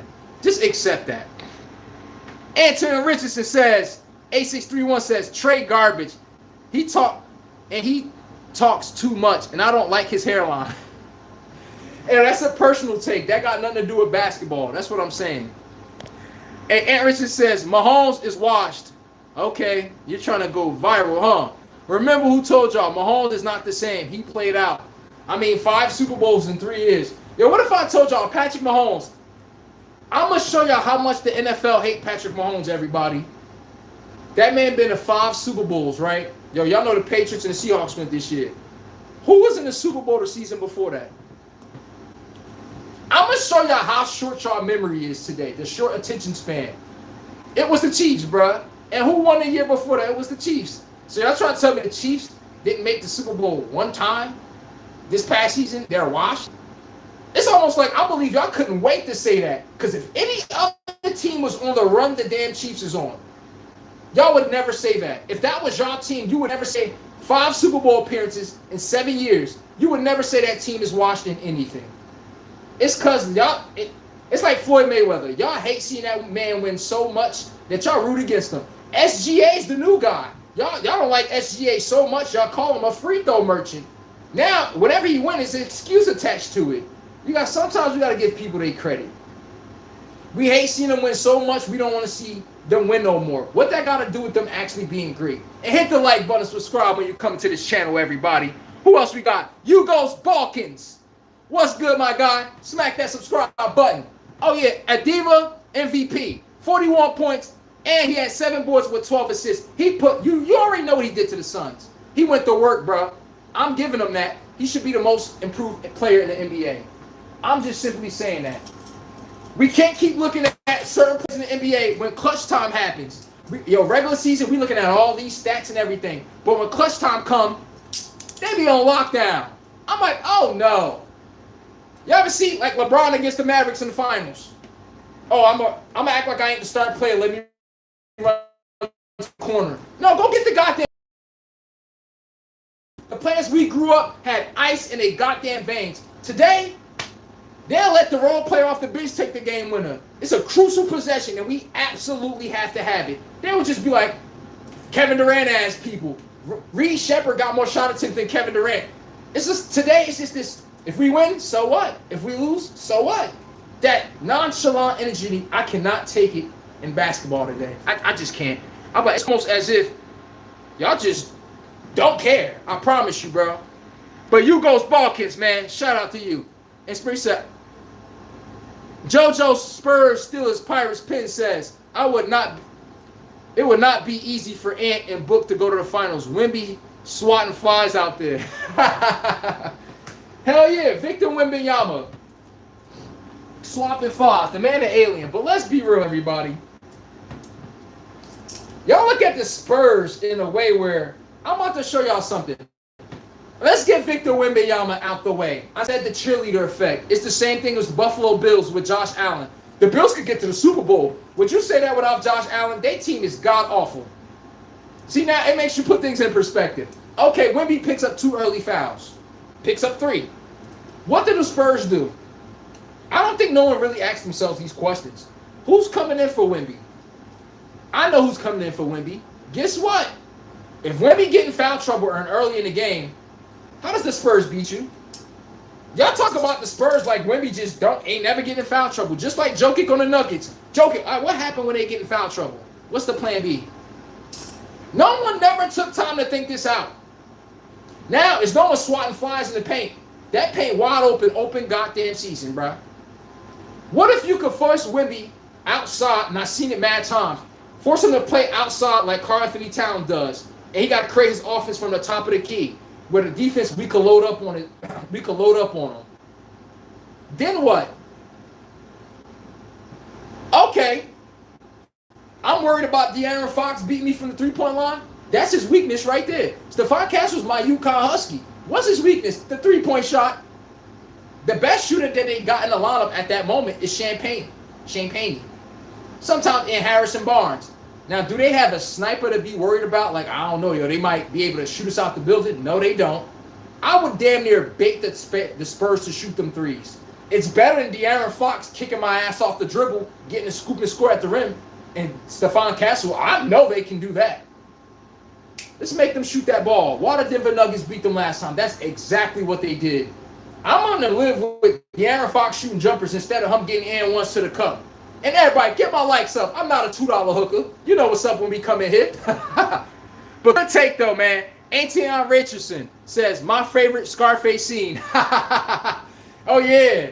You tell me Devin Booker for Rudy Gobert in the trade, I promise you I'm about to break that goddamn phone. Don't you dare call me with that.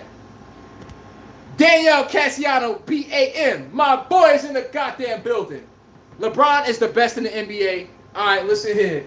I think you had a little much to drink early in the day. LeBron is no longer he's not. Let's just be realistic. I'm telling y'all this right now. Yesterday, Devin Booker. This was supposed to be Devin Booker. Why the hell we got Jalen Green putting up 35, carrying the team like this is his goddamn team? What it look like it? After this game, there's no way in hell we're going in this offseason, and I'm saying to my mind, and I'm the GM, we're not trading Devin Booker. I seen enough of him. Get 4 first-round picks for him. Something. But I seen enough of that guy. Stats. Oh, my God. JoJo Spurs Steelers Pirates says, John Wall and Carmelo Anthony. Hey, man. John Wall's another guy. What the hell happened to John Wall, the Dougie man? You like, damn. He did not develop a jump shot just like Russell Westbrook, and all people do is sag off on him and play him for that athleticism. Guess what? De'Aaron Fox is a good mid-range shooter too. But guess what? That's the best way to defend him, Ant Richardson. Sag off and do not let them beat you with speed, bro. That's one thing you know they can do. But, oh yeah, Anthony Richardson, 8631 says, Dylan Brooks is garbage also. Listen, Dylan Brooks had a season this year. I'm not a big fan of Dylan Brooks and everything, I like his energy, his cockiness that he brings to the team. I'm not gonna lie. I like what he brings to the team. He brings a little swagger, a little swagger where you're like, we can beat anybody. He talks shit to anybody. But I'm with you on this one. I can't stand when Dillon Brooks start playing like Himothy. Dillon Brooks will come down, he'll launch a shot. I'm like, who told you was Carmelo? Who told you was SGA to take that shot? And I ain't gonna lie, yo, in the final 5 minutes, they lost up 2 disgusting threes. I'm not even gonna hold you. You did. And Dillon Brooks sometimes play a little wild that if you're playing team basketball, he don't fit well on the team. If you're playing with the Spurs, if you're playing with the Thunder, places where it's ball movement and you got to buy in and you're not the guy, and every shot don't go to you, and just because the ball touch your hand, you know what I mean, shoot it. Dillon Brooks, I get what you mean there. I get what you mean. Sometimes he is the crutch of their goddamn team. But, hey, Danny Adiva, put some respect on his goddamn name. I'm telling you this right now. Put some respect on his name. Again, 41, 12, and 7. And he scored the game winner. 2 and 1s inside the final 2 minutes. Set up 2 wide open 3-pointers. If you want playmaking, scoring, hold on. If you want playmaking, scoring, and wait for it, you want belt the ass. Check in with a diva. He sends people home and done them out. Okay. Let's go. But Antoine Richardson, I agree with you on that one, definitely. Daniel Cassiano, BA&M said LeBron owned NBA. Booker cannot be LeBron because LeBron owns him. I don't know about that, bro. Alright, I get what you mean there. You said LeBron can get 30 points than Booker. I get the point. He got size. He can muscle himself in anywhere he wants to. And LeBron is the king of the NBA. Of course, everybody, we all know that. Come on now. We ain't going to act stupid that now. Hell yeah, LeBron the king of the NBA. I mean, not the king of the best player, but you know, he's the face. And obviously, everyone's looking at them. He's always going to be that dude. But, oh, yeah. Antoine Richardson says, Antoine, good brother. Oh, yeah. Good goddamn brother. I'm with you on that. Maggie Fine Foods, FD1, Hawk Style. Now, don't fit Trae Young. It doesn't. I could agree. Trae Young does not fit well with the Hawks right now. He doesn't. I won't even dare lie to y'all and tell y'all that. It don't. His game don't fit them today. But let's not act like Trae Young didn't plant the seeds for the Hawks to be where they are today. Without Trae Young, y'all was damn near the worst team in the NBA getting y'all asses. Listen here. I seen a stretch from the Hawks. Bruh, every time the Hawks was on the schedule, you know what sound I hear? That's what I hear. Well, I see the Hawks on the schedule, you're like, oh, yeah, we're about to stat pad tonight. That's what the Hawks was. What Drake said in that song, he said, don't make me take you back to the hood. Let's not act like we don't remember where the Hawks came from. We can send them back to zone 6 in 5 seconds, all right? Okay? Let's not act like we don't know that now. But I'm with you on that Maggie Fine Foods. I agree with you on that one. And he said, Antoine Richardson, A631 says, Pop didn't play that shit. Hell yeah. Pop one of those people. Kevin Durant, go get the goddamn ball. Stop standing there looking at me. Bluntly. Or you about to cry and get him out the game. No, matter of fact, let me help you. You won't see Kevin Durant for the rest of the game, fellas. Today, you can't coach Gen Z like that and younger millennials. He yelled at me. They don't like any form of somebody raising their voice. You even show testosterone, boy. You did something wrong. You feel like, how do you talk to them? All right, everyone. It's okay. We're going to get it done. You got to talk to them on this constant uplifting spirit all the time where you can't break their ass down like a fraction. It's disgusting sometimes. I'm not going to lie. It damn is. But, oh, yeah. Hey, man. Adiva said, I got smoke for Wemby. Wemby looked like he about to smack him. But what do I know? Who y'all got in this series? And tell me why. You can't just drop the name. Tell me why. Okay. But good take, Antoine Richardson. Hell yeah. Daniel Cassiano said LeBron can win championships without his team because they are holding him back. LeBron do not need his team. You funny as hell. I don't know about that. He think LeBron's still back in Cleveland the first time. He wilding.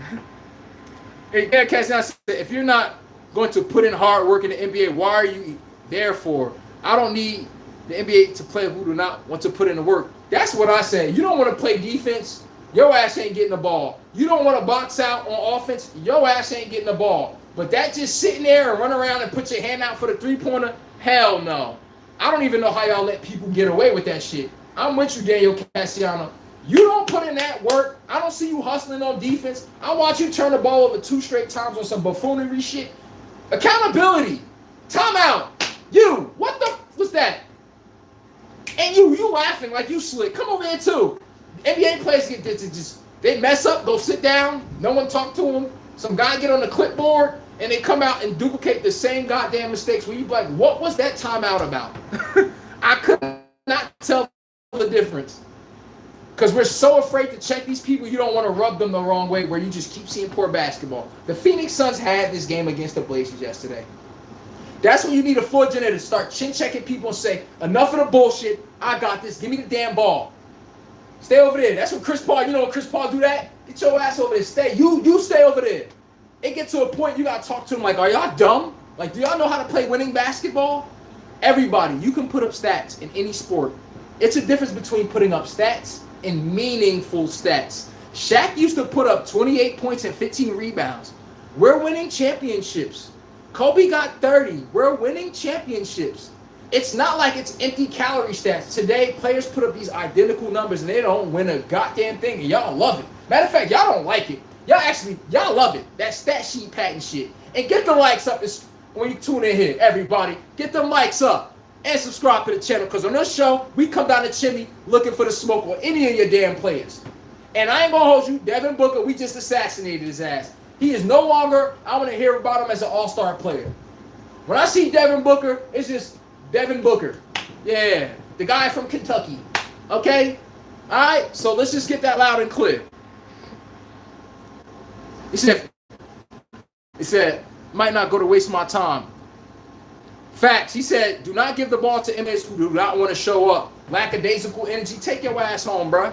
Y'all not booked to play in a time that, like I said, we like to mention Gen Z, right? And we be saying they era, this person's putting up better stats than this person in this era. I'm like, what about this terrible ass basketball that every time these games get close and you need a point guard, not a combo guard, a point guard that can get you to an offensive set. CJ McCollum is not a point guard.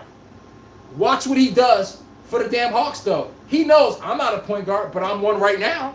We ain't about to lose this game with y'all doing that dumb shit over there. Yeah, you just running around wild, shooting threes. And give me the ball, slow it down.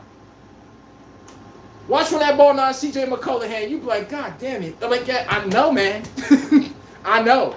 It's hard to teach a player what's required in said moment. Patrick Mahomes, no. I need to scramble to give my team a little juice right now, a little confidence. Patrick Mahomes, no, this might be a running game. Patrick Mahomes might know, I might need to throw the ball a little, I need to stretch the field a little bit more. But that man, no, damn now, I can't approach every game the same. Same thing as Tom Brady. Same thing as Kobe. Same thing as Jordan. You gotta know what the other team is doing to try to take you away. And understand, are they trying to speed me up? I can give y'all a prime example. Y'all saw the Miami Heat game yesterday, right? They inbound the ball to their point guard in the final seconds. His dumbass dude. He inbound the ball. The defender ran with that man full speed. What LeBron said on one of his when he's on that podcast, he says you gotta know when someone's speeding you up on purpose. I'm like, I'm watching them sprint, dead sprint all the way to the end of the court, power dribble. You're running so fast that you can't even slow down and make a correct pass for anybody. It's like you're committed to going to the rim. Even Miles Bridges said it. He said, going at that head of steam, there's no way that he's not going to the rim. Exactly. If you had the common sense to know, he could have easily slowed that damn ball down. It was an open corner three right there. Now, when you want to be Kobe, you want to be hero, that man took the racket. It's like 3 people jump on that layup. I'm like, bro, you play at 100 miles an hour, not knowing your surroundings. They got the damn rearview mirrors on a car for a reason. It's for you to see things and see what you just passed by. Oh, is that an open guy? That man just committed to the basket, had no damn chance. I appreciate the aggression, but at the end of the day, that was a bonehead play to me, in my opinion. But, oh, hold up, everybody. We getting to the bottom right now. Y'all be, man. Hey, Tom is in the goddamn building. Hold up, Tom is in the building. What's good, my guy? How y'all doing today? What's good with y'all? But everybody, I'm ripping up a lot of y'all favorite players. I know how that go. I might have to check into some cities. We heard you talking about my favorite player. Oh well, I told y'all we give out. I got free smoke on this show, and we dish out a lot of it. Trust me. No one special. Maggie Fine Foods says you don't diss Ice Trey, and he killed my Knicks. That's all I'm saying, bro. Put some respect on Trae Young goddamn name. Put some respect on Trae Young name. And the NFL draft coming up soon. Oh yeah. JoJo Spurs Steelers Pirates says Trae Young is a liability. He doesn't defend. I agree. I'm not knocking that. But guess what? His offensive. Wait. Trae Young is a liability on defense. He doesn't defend. Is the Hawks defense any better now? Trust me. Answer the question with no ego involved. I know I go pull up the Hawks defensive numbers right now. I can't tell the difference if Trae Young is on there or not on there. So we're going to have to kill it with that defensive talk. Let's face it. Is Trae Young a bad defender like that? No. Is he is? I guess so. The problem with the Hawks is, where's a shot blocker? The Spurs figured out we need a shot blocker. Anybody get past our defenders? Shot blocker standing right there, Wemby. Wemby got you making business decisions going back to the three-point line. The Hawks never had a shot blocker. You know who the only shot blocker they ever had was Dwight Howard for one season. After that, they always get these rebounding bigs. Now they get these stretch bigs. The Hawks never got a shot blocker. A dude that could alter shots, make you have to think twice about coming in the lane. I mean, they had Kristaps Porzingis for a slight stint too, but I'm like, they always lack a big man that could defend. You got to fault them there. It can't be always on the guards. That's all I'm saying. Maggie Fine Food says, the system you play in can hide the lack of D. Look at Curry. Won championships, so just watch. Now play with two bigs, and now he's the shooter. Come on, man. Maggie Fine Food. Perfect take. I just said that about Trae Young. How do you hide a below average defender? You go get a defensive big man. Why do you think the Chicago Bulls with Michael Jordan win all those rings? Who's the big man? Charles Oakley. A physical guy that makes you think twice about coming down here. And then you play, wait a second, then they got Dennis Rodman. A physical guy that makes you think twice about coming down here. And guess what? Steve Kerr don't got to play much defense now. See how easy that make life it for your point guard and the guards in front of you playing defense? Maggie Fine Food, great goddamn take. And Stephen Curry. Stephen Curry played defense with his hands up, try not to draw a foul. When is Stephen Curry really playing defense? He just played defense where Steph Curry plays the Nikola Jokic defense. I call it the get in your way defense. They don't really play defense. They just get in your way and frustrate you. Just move their hands and just try to do this. They're not really playing on the ball defense. And you wonder why they never in foul trouble. Just watch the Nuggets game. You're going to see what I'm talking about. Jokic just runs with you and get in your way. He don't try to contest. He just gets in your way. I mean, at least he's there, bro. But that's a great take by Maggie Fine Food. If you can hide your defense well enough, you can't pick on the point guard lack of defense. How many people y'all seen embarrass Stephen Curry and pick him as a liability on defense? You don't get to, because Golden State gonna make sure we funnel you to help every time. This is not mono versus Imano. So great take, man. Maggie Fine Food said, Portland baby, Danny Boy is balling this playoffs. It's World War. We gonna upset. Just watch. Oh yeah, Portland Trailblazers. I mean Portland. Let's face it, they city be dead. Y'all don't know what Portland's really good for. You want to grow some cannabis? Portland's a place to go. Outside of that, it's like nah. Watch out for the Trailblazers. They about to when I say watch out for the Trailblazers, everybody, they about to get swept by the goddamn Spurs 4-0. Watch out for them. When I say watch out for them, just get the broom out. You ever seen when McDonald's closing or them stores closing, they got that person brooming the floor? Moving on up. Notice Wemby looking down to old boy. Put some respect on your name. But the Blazers, y'all about to get swept, bro. For real. And Maggie Fine Food, shout out to Portland Trailblazers fan. You're the first person I ever ran into that's a Trailblazers fan. That's a new one. I ain't gonna lie to you. That's a new one. And Larry said, did you redeem Ice Tray? Ayo, that's all I'm saying. Did I redeem Ice Tray? We're gonna have to keep that one on pause for a moment. Tom, my guy says, my guy, that should have his own sports show that really tells you the truth with all truth and facts. Stay consistent and healthy, my brother. Appreciate it, man. My brother from another goddamn mother. I got too much brothers from another mother in these chats, man. I'm starting to think I got a cousin I got a brother that's Puerto Rican. I got a brother that's black. I got a brother that's Jew. I got a brother that's Italian. I got a brother. I'm like, God damn it. See, but when y'all come in here, we become family. So it's what it is. But oh yeah, Damian Rodriguez has checked in. Phony ass, just be hot and shit, thinking he too good to check in on the live. I'm like, it's all right. It's like, nah, what's good, my guy? How you been, man? Everybody. Ty Eagles is in the building too. Oh yeah. The fellas is in, the crews is in, and we about to break everybody down like a fraction. Devin Booker, like I said, if y'all missed it, I don't want to hear about that guy anymore. I'm sick of it.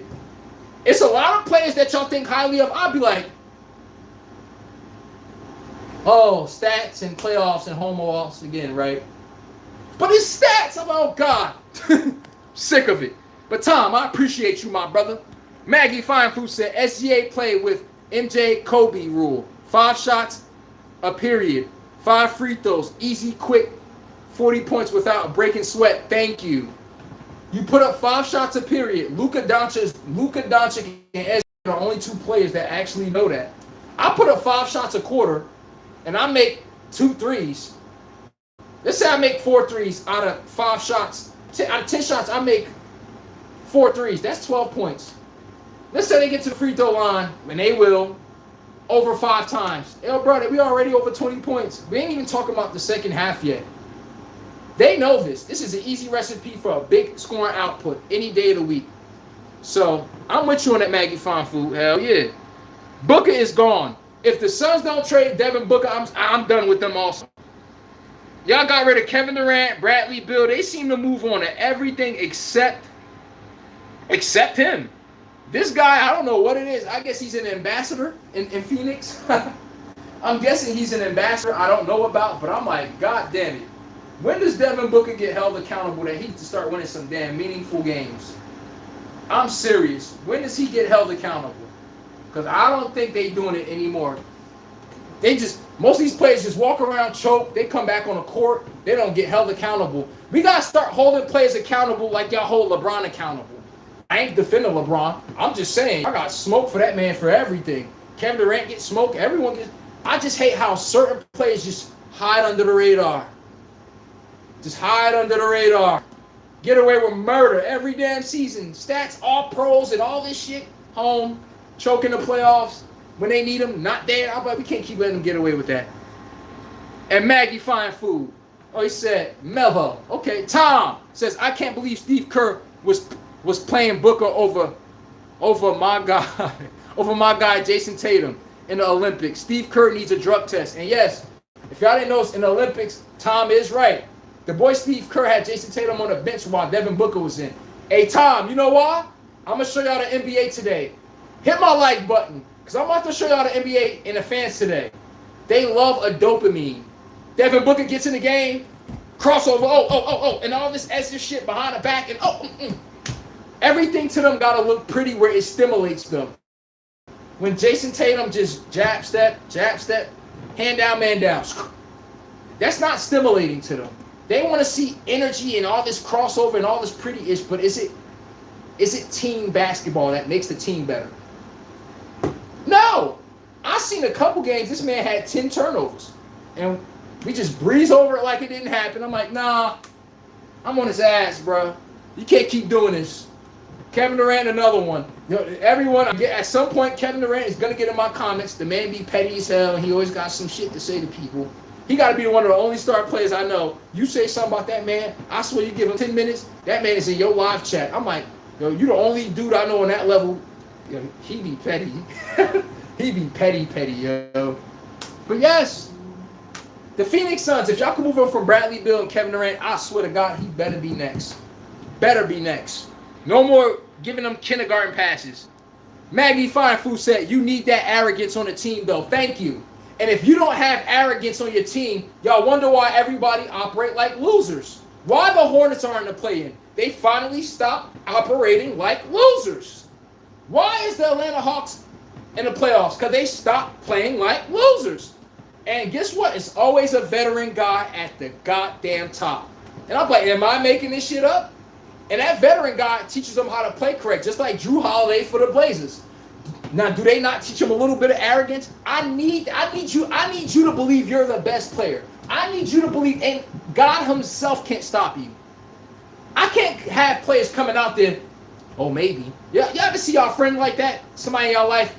I don't know. Maybe I might get the job, and I don't know. Me, I'm getting that shit. Oh, that seems a little cocky. Well, I need to know that energy. So when I come in there, I mimic every goddamn thing. And the way I deliver my message on this interview, they can feel that conviction. This guy want this. You can talk that shit, and there's another thing of showing it. That's two damn different things. And sometimes you need that cocky arrogance. One thing we got away from in America, especially in sports, that's why they didn't like Wemby coming out about his the MVP. It's almost like they crucify anybody that's arrogant. That's called nobody can't beat me. What Chad Ochocinco used to say back in the day in 05.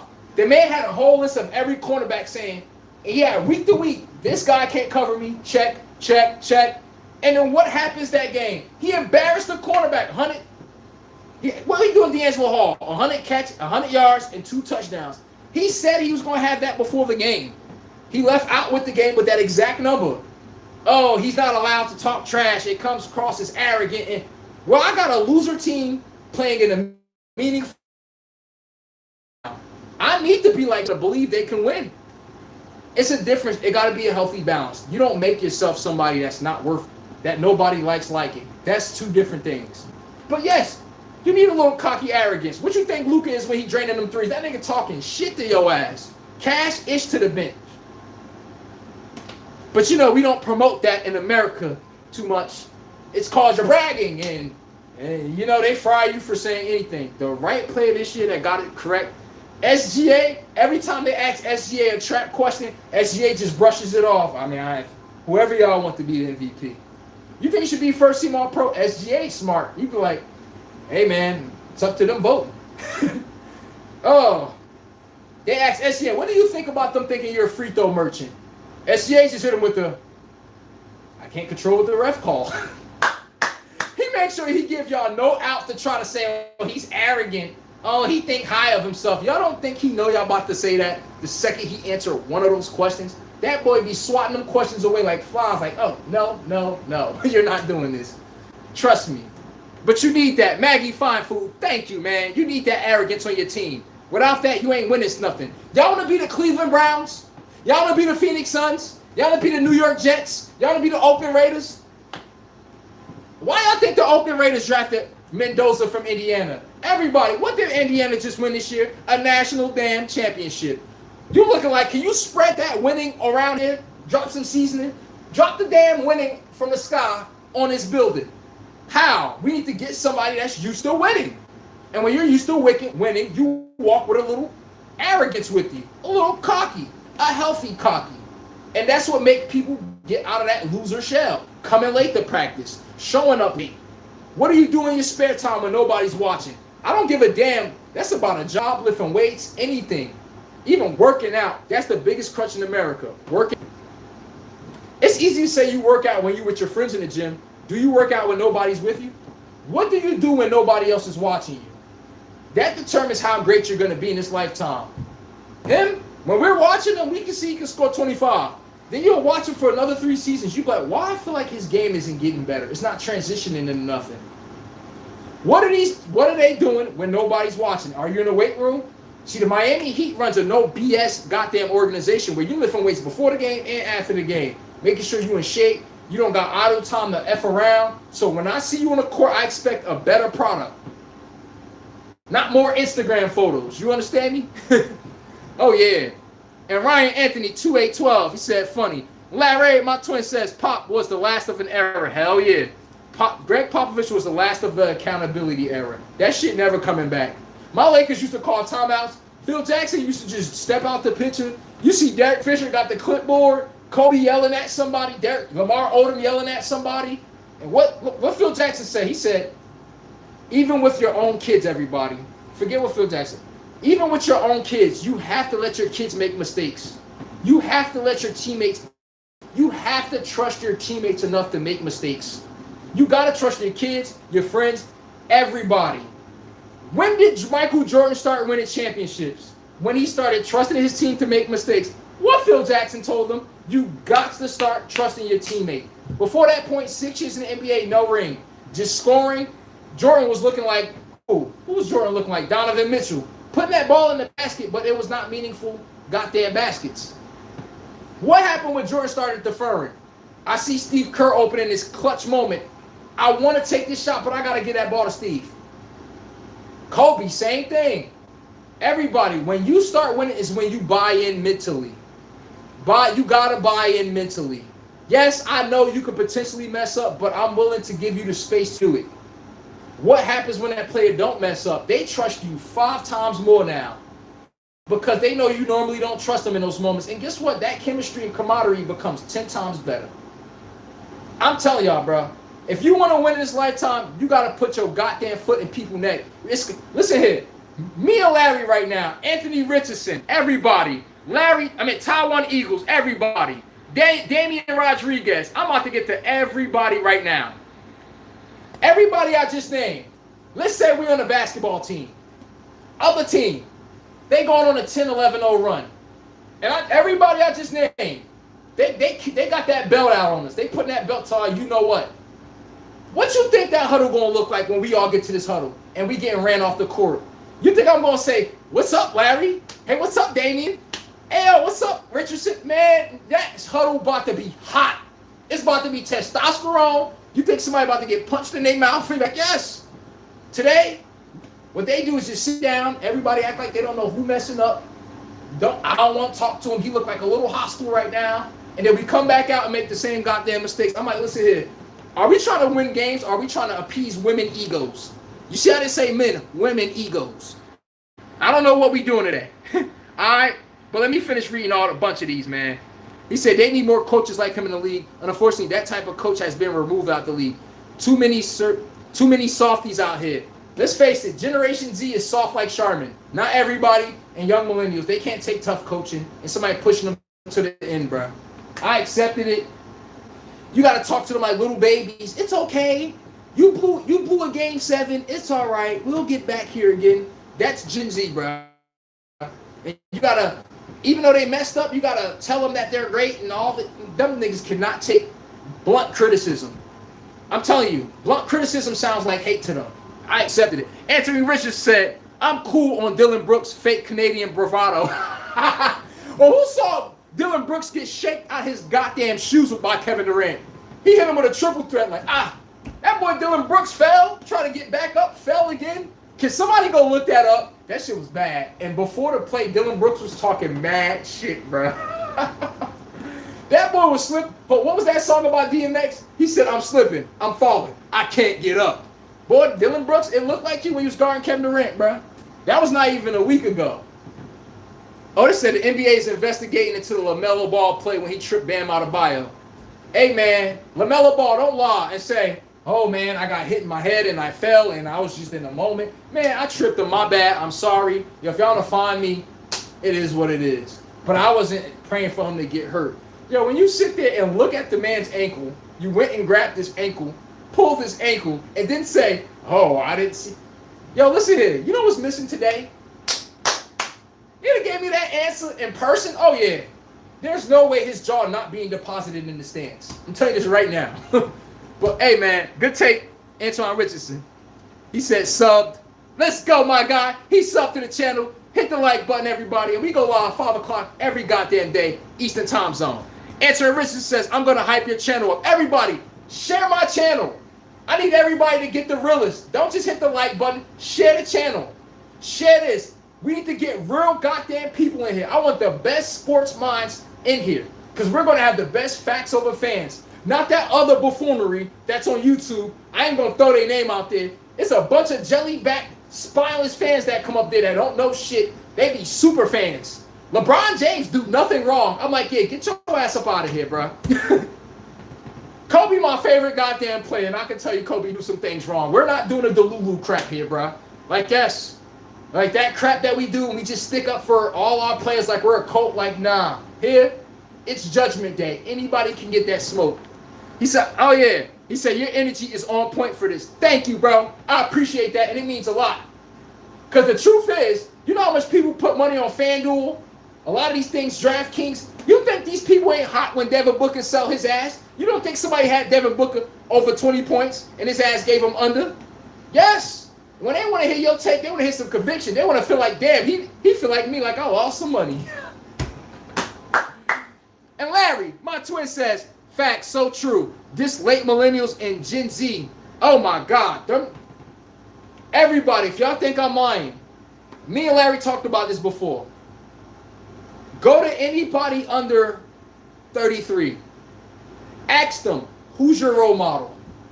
And just sit there. Don't even say nothing. Ask anyone under 33, who's your role model? All they going to be doing is looking up, left, right, phone. Our era growing up, as soon as you say who's your role model, my dad, my big brother. This was a simple goddamn answer.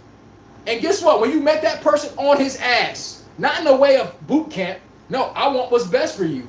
Mind you, I always tell y'all this, and if you know masculine men, we know the guy that the man is picking on, that's the special player. Now, losers can't see it that way. They look at it as he's being too tough on them. No, he knows he's Himothy. The problem is the person he's trying to teach that don't know he's Himothy himself. He got to put that confidence into him. And sometimes it's not going to look nice. He's going to put you through trials and tribulations where I'm telling you right now, some days your body going to feel like cinder blocks. Sometimes you're going to feel you don't want to go to practice. Trust me, I would know. Sometimes my body was so goddamn sore, bro. I get a goddamn phone call from my coach. I'll be looking at that shit like, oh, God. And guess what? We got practice today and tomorrow. And guess what? We got to practice in the morning and the afternoon. Everybody, it's about like 80. Morning time, it's about like 70. Yo, middle of that day, imagine having equipment on, bro. It's like 87 degrees. It ain't an ounce of shade to be seen. And we got to do this 5-6 days a week. So when I hear people say, oh, this is hard and that's, I'm like, y'all don't know what the hell discipline look like. You feel me? And after practice, you got to lift some weights too. And come in for therapy. Come in to get your, that physical therapy from the trainers. Get that body ready to do the same thing again tomorrow.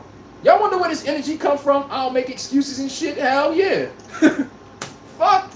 Like, we don't make excuses on this end, but Gen Z and late millennials can't take that. They don't even look at men as something to be looked up as. Notice in the NBA, any person that resembles a father-like figure coach, that's the coaches y'all used to hire. Notice we always saw the coaches with gray hair. He could give you some wisdom. Steve Kerr. But the game, he could tell you the game in a way where he's not even talking basketball, but he could bring it right back home where you could digest it without being assassinated in your ego. That's a skill, and that takes an old man with wisdom. Phil Jackson, Greg Popovich. Did y'all not just hear the coaches I named? Steve Kerr, he got 4 rings as their coach. 4. Do y'all want me to add in the ones we got with the Bulls too? That won't be fair. I just mentioned Greg Popovich. You know how much rings he got? He got 5 of them things. Phil Jackson got 10 of them things. Notice every accountability coach I just named got a ring.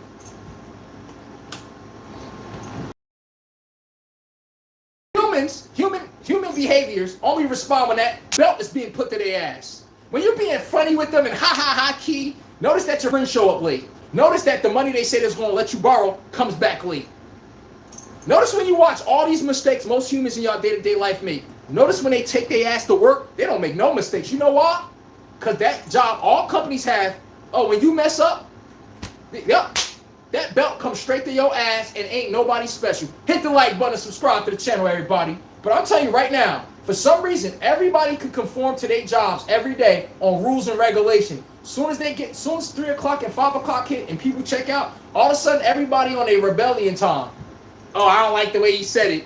Bro, you just got yelled at half of the day by your damn boss. But now when someone else come talk to you, they got to come talk to you like you some CEO or something. That's Gen Z. They really want to be talked to like they a made man or something. I'm like, the way they want to be approached, they want to be approached as if I'm a 5-time champion. My guy, you never bust a damn grape. You never bust a grape in a fruit fight, bro. They don't got no trials and tribulations, no scars on their goddamn arms, no knee scars or nothing. Us, we was hopping gates. You understand me? That's the difference with today. They just get coddled and then get put in the league, and then somebody jump down their throat one time. I'll give you one better. Kyler Murray had one of the worst playoff games in the history of a QB when he's at Arizona. The man comes to the podium and says, I don't know why everyone's talking about me. The reporter says, I think it's because you had the 2nd worst QB rating in playoff history. And they're just sitting there like, are you aware, dummy? It's almost like when someone gives them constructive criticism, They deem it as hate all the time. When you grow up with your mom, no offense, your mom's job is done raising your ass when you around, I'm going to say when middle school's over. I'm being nice with middle school. I'm really going to say when you 12, 11. Your mom's job is done raising you as a man. You need to go be around men and testosterone. Guess what? Y'all ever see that when you about to lay the ball up as a kid and you like, you feel like Jordan. And then you see this big tomahawk hand say, get that shit out of here. You need that for your ego. And you look back, nigga laughing at you like, get that shit out of here. Gen Z didn't grow up like that. They got grown up. They got somebody, you know, you pick a little kid up and you put him at the rim and they drop the ball in and they're like, that's Gen Z. I promise you, bruh. They want to be congratulated for mediocrity. I'll die before I do that. I promise you on that one. But their generation is just cut different, bro. They don't like that. Just let them mess up. Just let them be on the phone. Just undisciplined. Don't say shit to them. I've been accepted that. But, hey, man, good take, Larry. Let me keep moving on. Taiwan Eagle said, the baddest man on the stream talking. What's good, my guy? Hell yeah, you already know. I'm out here. What's up with you, my guy? How you been today? He said, everybody hit the like and subscribe button. Just like my boy Taiwan Eagle said. And will Golden State lose today? Man, Golden State, listen, Stephen Curry going to have to give y'all 35 plus. Or he might have to put up a quick 20 to get y'all above. They said he on a minute restriction. I don't know, man. Listen here. The way Kawhi Leonard been playing, man, I don't know, man. Listen here. The man, I'm telling you. And y'all be thinking about, the whole time you worried about Kawhi Leonard, guess who sneaks up behind your back? Y'all need to start putting some respect on Mr. Brandon Mathurin name. He come off that bench for them Clippers and give him a smooth 20. Instant offense every game. The problem with him is he lacks IQ, just like Norman Powell on the Heat. That's why they come off the bench. You can score a bunch of punches in bunches. Y'all notice why Kobe White comes off the bench for the Hornets also? They can score points in bunches. They all average 20 over 20 a game. It just don't fit in a winning team. What happens when we run a set and we need everybody to touch the rock? We need the defense moving east to west. Those scorers, they think once they get the ball stick, it don't fit. It don't. This is why you got to give scorers their own unit. Usually the six man, J.R. Smith.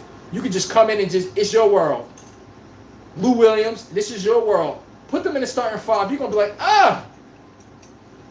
that offense don't fit. So I'm taking the Clippers over Golden State, Taiwan.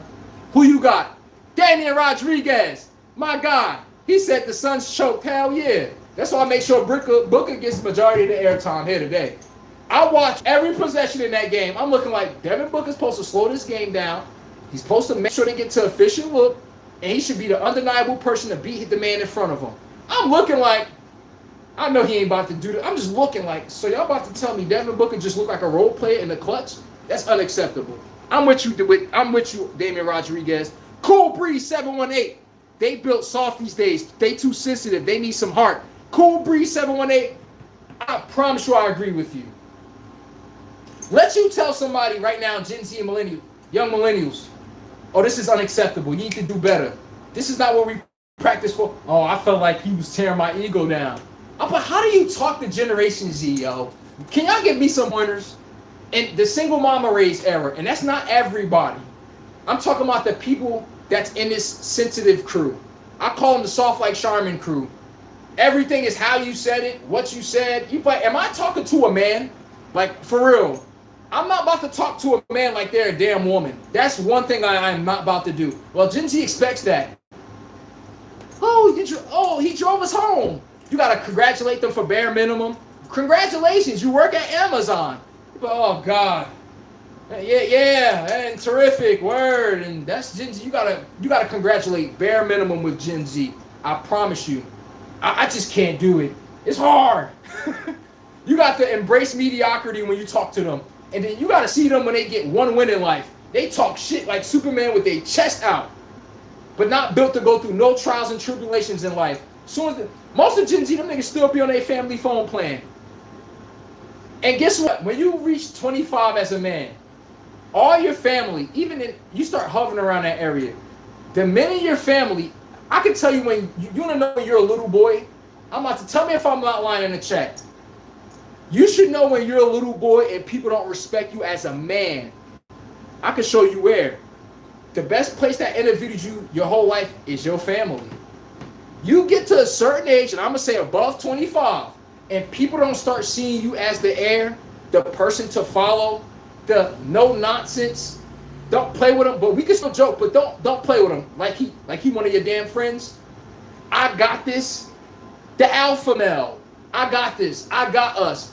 They don't start drifting to you slowly. I don't care your nieces, your underlings. It's because they don't see the man in your ass. It's that damn simple.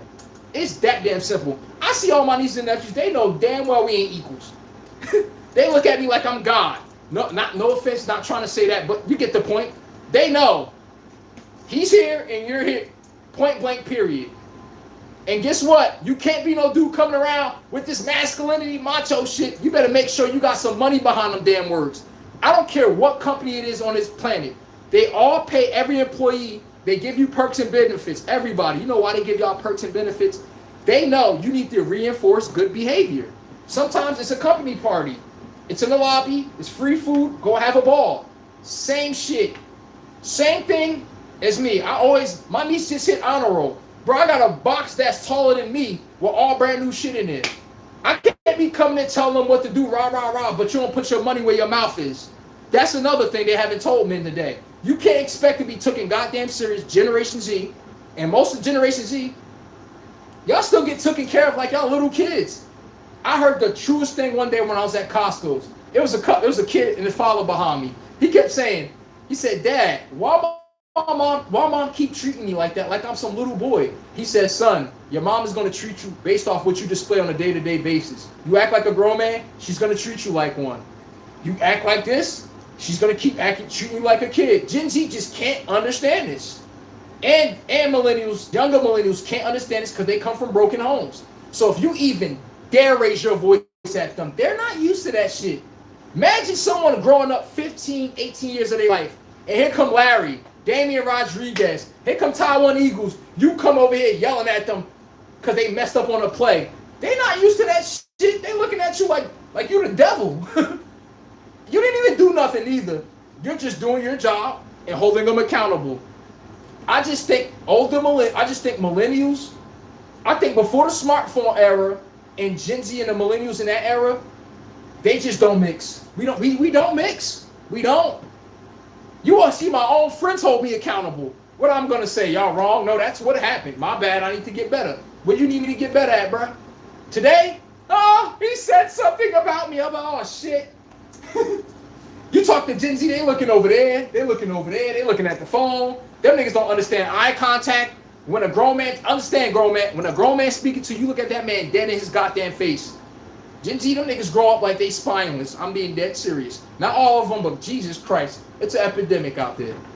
But good take, Cool Breeze. Taiwan Equals said, D-Book will not get a ring in Phoenix. Hell no, he ain't. Larry248 said, analytics and ESPN also play a factor on why all they care about is stats and players and fans alike.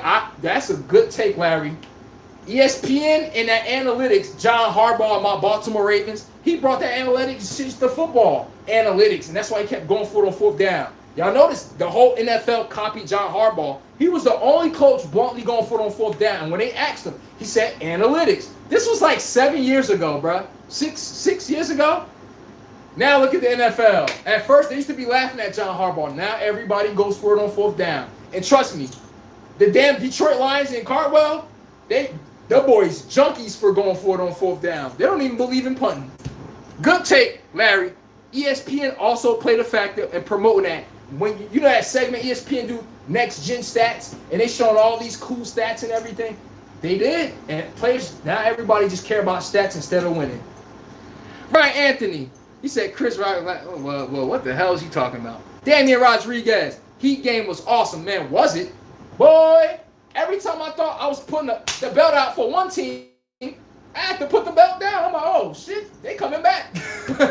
Am I wrong? Oh my God. I did have the Hornets winning, I ain't gonna lie. Tyler Hero shooting that game-ending three-pointer before it was overtime, that was the game. The Hornets was in foul trouble. Why you don't put your shoulder down like Adiva did for the Blazers, knowing they're in foul trouble? He knew Dylan Brooks had 5 fouls. And guess what? Dylan Brooks got fouled out that play. Why would you bail him out with a contested three-pointer off balance? He let one get away. Oh, Cool Breeze says Heat got no playmakers. I agree with you. No playmakers, no actual point guard. It's just a bunch of guards. and guys that could put the ball in the hoop, that could score. Andrew Wiggins, Norman Powell, Tyler Hero, Quavion Mitchell. Where did you hear a point guard at that facilitate and get the offense in the right set, the right pace? When? They don't. And get my likes up, everybody, while y'all subscribe to the channel. I'm not a $2 hooker, as I told y'all. I'll be up here 2 hours, and damn, I'll be having fun with you guys so much, I don't even know 2 hours go by. I'm dead serious. Damian Rodriguez said, my dude, Bron is a first-round exit if Luka and Reeves can't go. Hey, everybody, I'm with you on that, but guess what? I would say the Rockets would easily kick our ass if they had one thing, a point guard. Kevin Durant is not a point guard. Reed Sheppard was an undersized shooting guard. They just put him at point because they have to. We stop Reed Sheppard. Where's the offense coming from? I know it's Kevin Durant going to give me, he going to get him their little 25, his efficient stats and all that. But where's the supporting cast coming from? Y'all see my point, everybody? On my show, we do the cheerleader effect. Every best player y'all name. Watch when I take Kevin Durant out the picture of the Rockets. Do the Rockets look so special? It's just like the cheerleaders you see in school. You be like, damn, them girls bad. Yeah, because they all together. They look like, you don't even notice that when, as soon as these girls separate from each other, you start recognizing she's a 4. She's only 7 in the crew. The rest of them are 5 at best. But you don't realize that when Wemby's standing in front of the Spurs, when Josh Allen is standing in front of the Bills.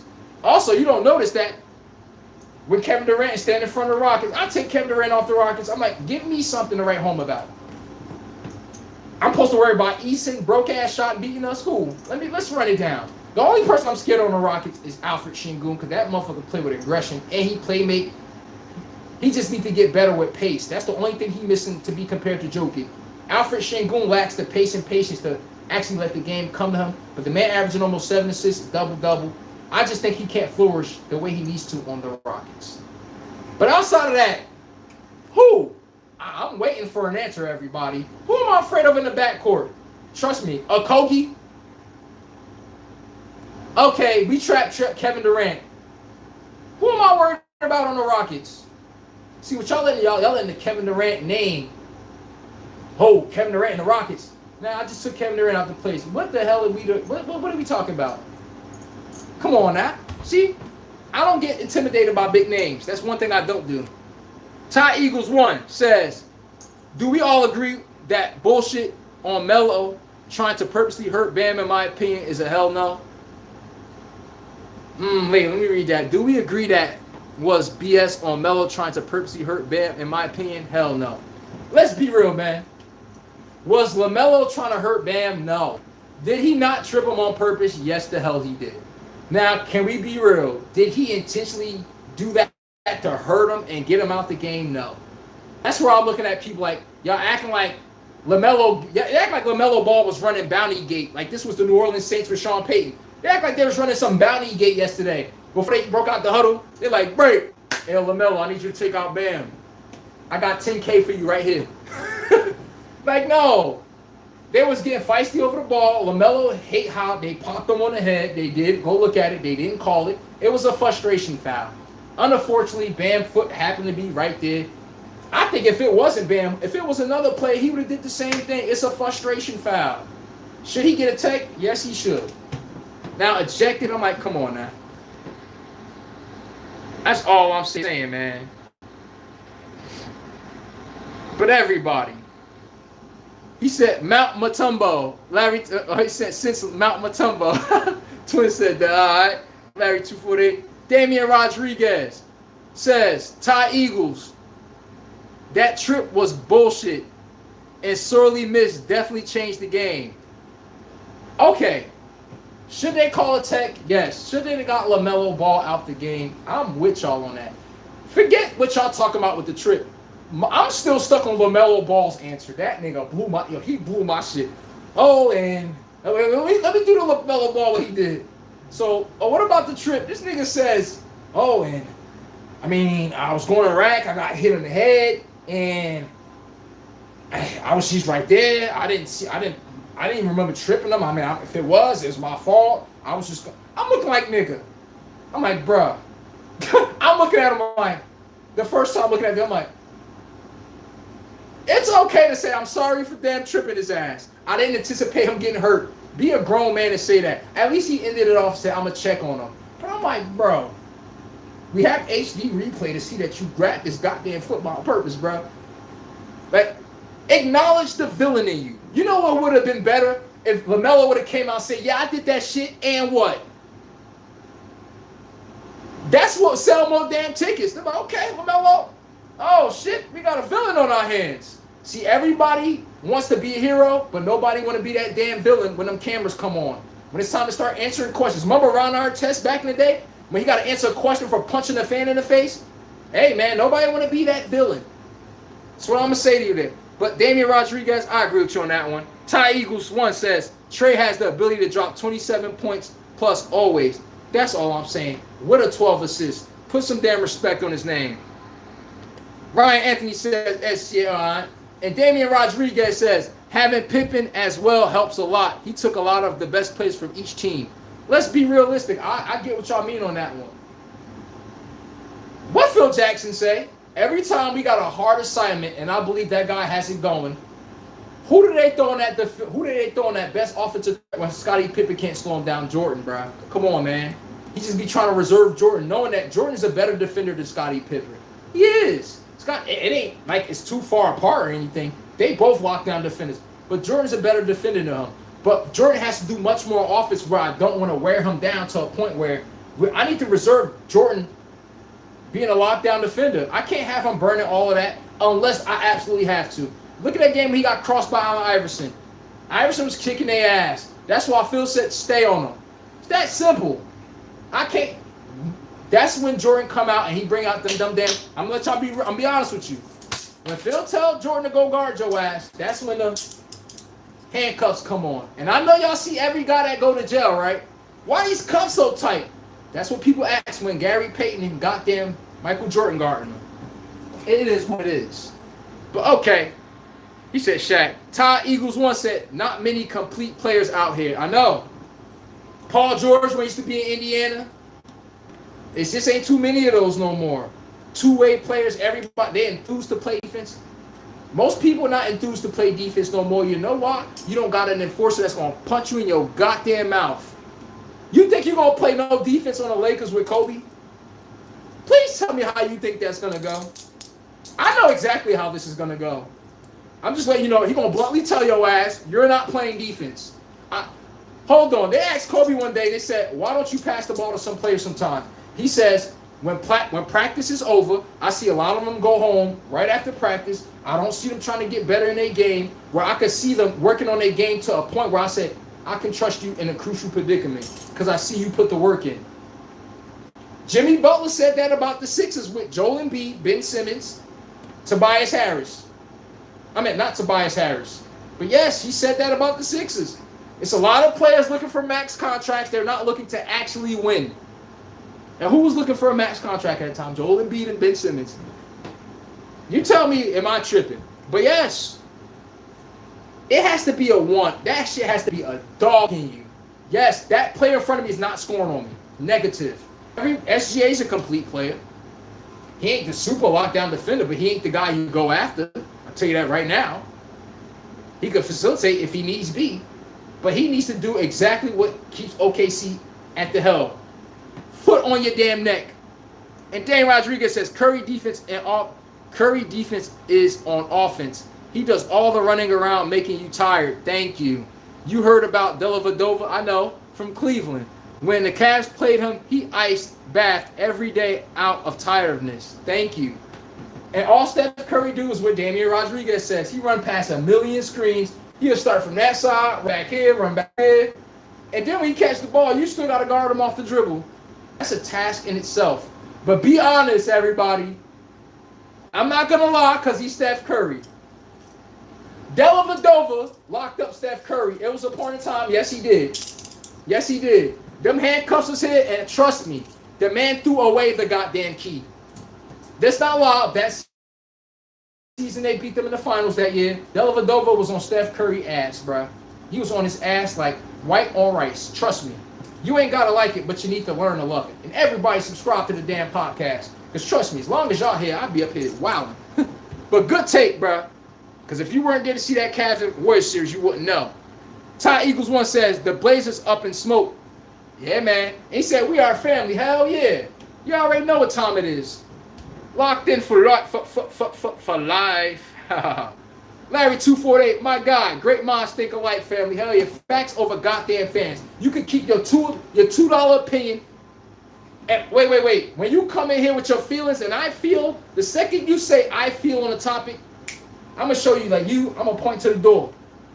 Matter of fact, let me point you to the X on your screen and just get off the screen. Cause here we don't do the feeling shit. Did he choke yesterday? Oh, I don't know. And yes, the hell he did. We ain't doing that shit. No. And guess what? The playing games is about to start. Let me look what time it is. Oh, shit. Oh, the game's about to start now. And Yankees, why are we getting our ass kicked to them damn Angels? And Mike Trout looking embarrassing us right now. Sorry ass New York Yankees. And it said the Orlando Magic's got a 44% chance at winning. I got the Sixers coming out of that playing game. But oh yeah, Larry, you already know. Niggas fam. Oh yeah, Ty Eagles won. Y'all already know what time it is. Damian Rodriguez, hum too. Y'all already know what time it is. Shit on daddy clock. Now I'm off work. Had to punch in that dad clock. Hey man. Hey, Damian Rodriguez. You know what when the man tells me he got off of work, you know what I smell? I smell new money. You over here, when somebody's like, I'm tired, I'm like, you tired? I smell new money on you. See, it's how you approach it. Me, I get out of work like, What I look like going to one of my home appointments, let's just say I ain't gonna drop a company name, none of that shit. I sold some equipment to a house. Y'all know on one appointment in about 2-3 hours, I can make about $3-4 grand off one appointment. I have 4 of those a day. You think I'm going to work like, oh man, damn it. They put money in front of me and I gotta complain. What? I'll be in the car blasting dirt. I'll be blasting anything. Really rock. I'll listen to a bunch of things. I'll be able to right all the way to the damn mansion. See the little white couple out there, that little president wave? I'm like, yeah, let's get to work. Maybe I just approach life different. I don't live life in purgatory and get up, you know, people roll over with that ache. Me, I pop up like, let's go. Trust me. I just don't have that I'm ready to die energy. Nope, not me. It's just not who I am, and I can't have losers around me who be like that neither. I like people that got that, you know, your back is up straight, your pecs is out showing. It ain't like your shit caved in. Hi, I'm Clarence. Like, no. I need you to have that himothy belief in you, not delusional. It's the difference between delusional and believing your himothy. When you're believing your himothy, you've displayed why you're believing your himothy. Now, you can't just be talking out your ass and this is what Gen Z do. I feel like I'm a boss. I'm like, Gen Z, y'all niggas work at Amazon. You still live at your parents' house. How the hell are you a boss? You can tell yourself shit all you want. You can tell yourself whatever you want about yourself. How does outside perceive you? That's your ranking. End of discussion. That is your ranking. I don't care about what you feel, shoulda, woulda, coulda, or in the past. No. Outside tells you your ranking every day. And trust me. But like I was saying, when I'm going to work, hell, bro, there was a time I could be in a crawl space in a mansion. Sometimes you got to do that shit. It's hella annoying, bro. I'm sweating my ass off. I'm talking about, bro, I'm sweating through my clothes, everything. Y'all think I'm complaining? Oh, man, it's hot as hell. Bro, upstairs, they about to drop $14K at one moment. All I can think about is $14,000, and what's my deduction off of that $14,000? What I'm making off of this? I'm in a crawl space, sweating, dripping sweat, doing the math, having sweet old time. Another person, I'm sweating, it's hot. What job you gonna make $2,500, $3,000, $4,000, depending on what they buy, how big the order is? Who gonna make that kind of money in one day? You'll be a fool to be complaining. So y'all get what I say about load management? You think I'm missing work? Shit me. I hear that phone, man, my ass be like Usain Bolt. Shit. 40-minute drive, say less. I'm over there. Other people, I gotta drive and I gotta get up. I'm like, you don't like money. And forget the money. Money isn't everything to me. I love the access it gives me to things. But Damian Rodriguez, that's a respond to you. Larry, Twin says, just fine, the kid. Don't suspend him. He should have been ejected or flagrant 2 needed. I agree with you on that one. Don't get rid of the primary piece. That's bad for basketball. Larry also said, we've been held accountable. We hold that same standard to every NBA star moving forward. Hell yeah. Everybody, you don't like it, like I said, your ass better learn to love it. Whoever sell their ass in the playoffs. I don't give a damn who it is, how much you like them. I know y'all do this in football a lot with the quarterbacks and shit. Anyone can get it. Pause. Anyone can get the smoke on this show. And what you should know in your mind, you see a player choke, you should know what this show about to be about tomorrow. Instantly. After this play-in is over tonight, you should know instantly who ass I'm about to be on. Oh yeah.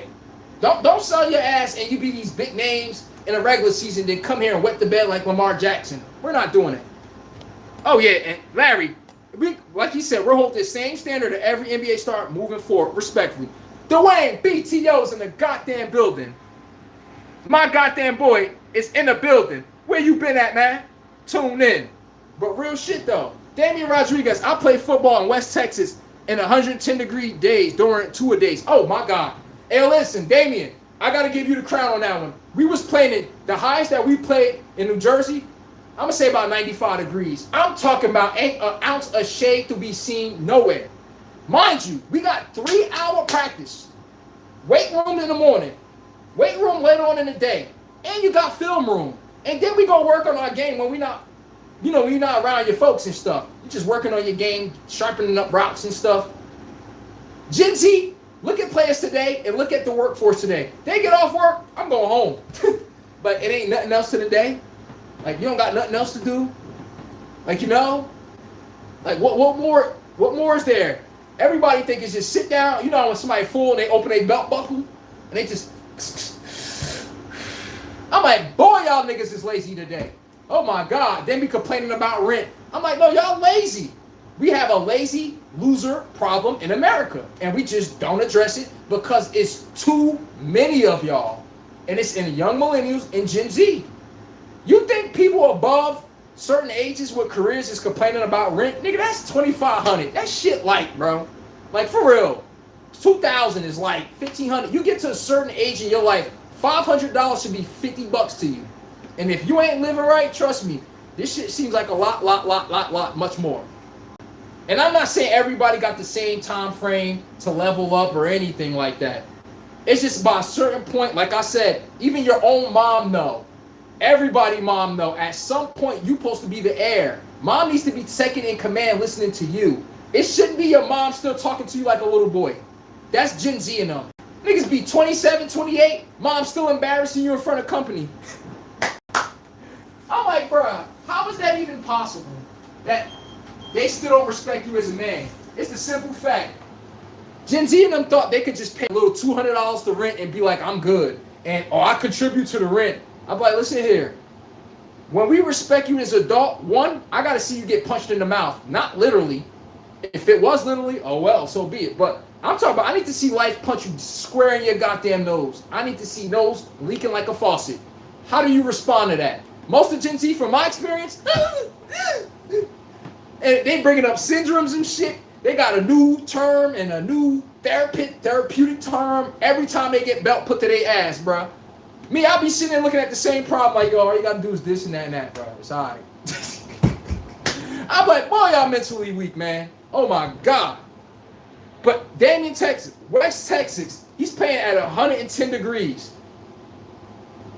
Everybody, let's be real. I ain't going to go there, but, like, we can go there for one damn day. You think people get this type of body sitting there sitting on your ass? You think you got an 8-pack and pecs sitting on your ass? I work out 5 days a goddamn week. You see this energy I come with? I bring that shit to the workout too. Oh yeah. What the hell? Today they wake up like this.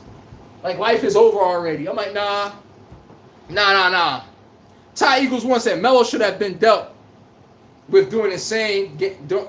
Melo should have been dealt with doing the same thing. I mean, the same game. So why now? Because the referee didn't make the call. I agree with you on that one. What's the difference, bro? Taylor Wright said hi. Hey, what's up, man? Hit the like button, subscribe to the channel. We about to tune out in a few. Damian Rodriguez said they feel entitled, bro. Everything's supposed to be handed to them. And look, you supposed to work hard, and they just supposed to sit on their ass and get reparations from you. Talk to Gen Z. Tell Gen Z to go throw some shit in the garbage. Tell Gen Z, yo, forget this. Tell me y'all have not experienced this. Tell Gen Z to go do basic chores that we used to grow up doing. Gen Z look at you like you're retarded. Like, oh, Oh, and if they are gonna do it, or I'll get to it when I feel like it. Our era, that you come by one time and that shit ain't done. They don't understand reality. No one's playing with your ass. You a grown ass kid, we about to treat you like one. Gen Z want to be grown ass men today, and just Gen Z in general, they want to be grown when they want to. When they doing 100 miles on the freeway, right? 100 miles an hour, they smoking a blunt, they got their little cognac in a cup holder. As soon as the cop pull them over, I didn't know. That's Gen Z in a nutshell. They like Yao Ming. They 7'6" 1 minute. You blink, they spot web. You can't even see them. You like, God damn it, y'all do not like accountability, bro. He said, Damian Rodriguez said the Rockets are top 7 defense. I know, Amen Thompson be getting at them. Swag, I'm outside, 365. What's good, my guy? New fellas to the channel, hit the like button, subscribe. That young boy Thompson, I ain't worried. They ain't worried about nothing. I forgot who made that song. I think it was French Montana. But Tao Eagles once said, you telling on yourself, bro. Oh, no, I ain't telling shit. At the end of the day, you know what's the best part about the internet, bro? I'm going to be 1,000. Hey, Dwayne BTO said, what up, though? She loved me on paydays in the building. I always got to get a laugh on that damn comp, just on general seeing the name. I keep telling you every time I see that name, it's not Friday or Thursday, so I guess she don't love me.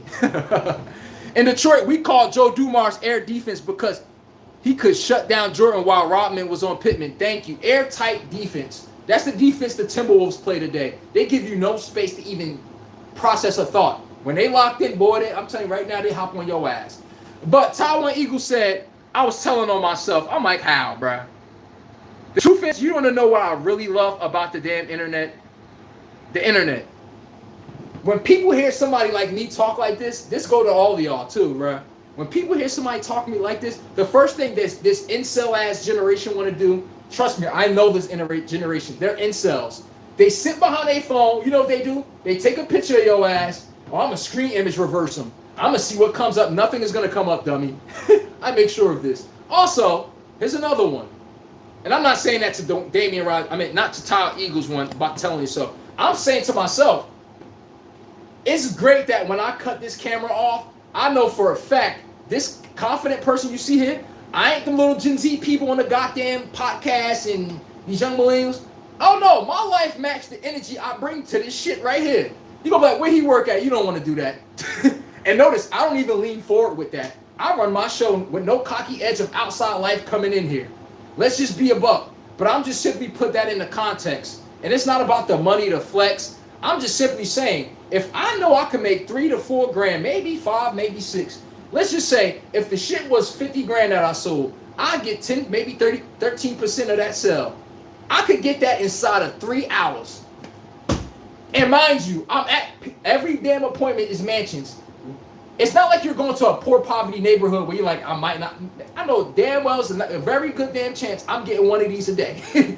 You think I'm not eager to get up to work? Just like Damian Rodriguez says, you think I give a damn it's 100 degrees and I got 4 grand staring me in the face for 3 hours?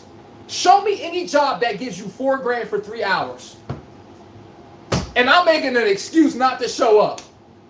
Man, if I had a man, if let's say if I was lazy Gen Z, somebody just slapped me dead in my goddamn neck, drag me to the car, and they pay for my damn gas. They pay for every expense where I just get in and drive. You gotta be a damn idiot not to be wanting to get up off your ass and work. But the moral of the point of that is, what do you do when people are not watching you? What do you do when people are not watching you?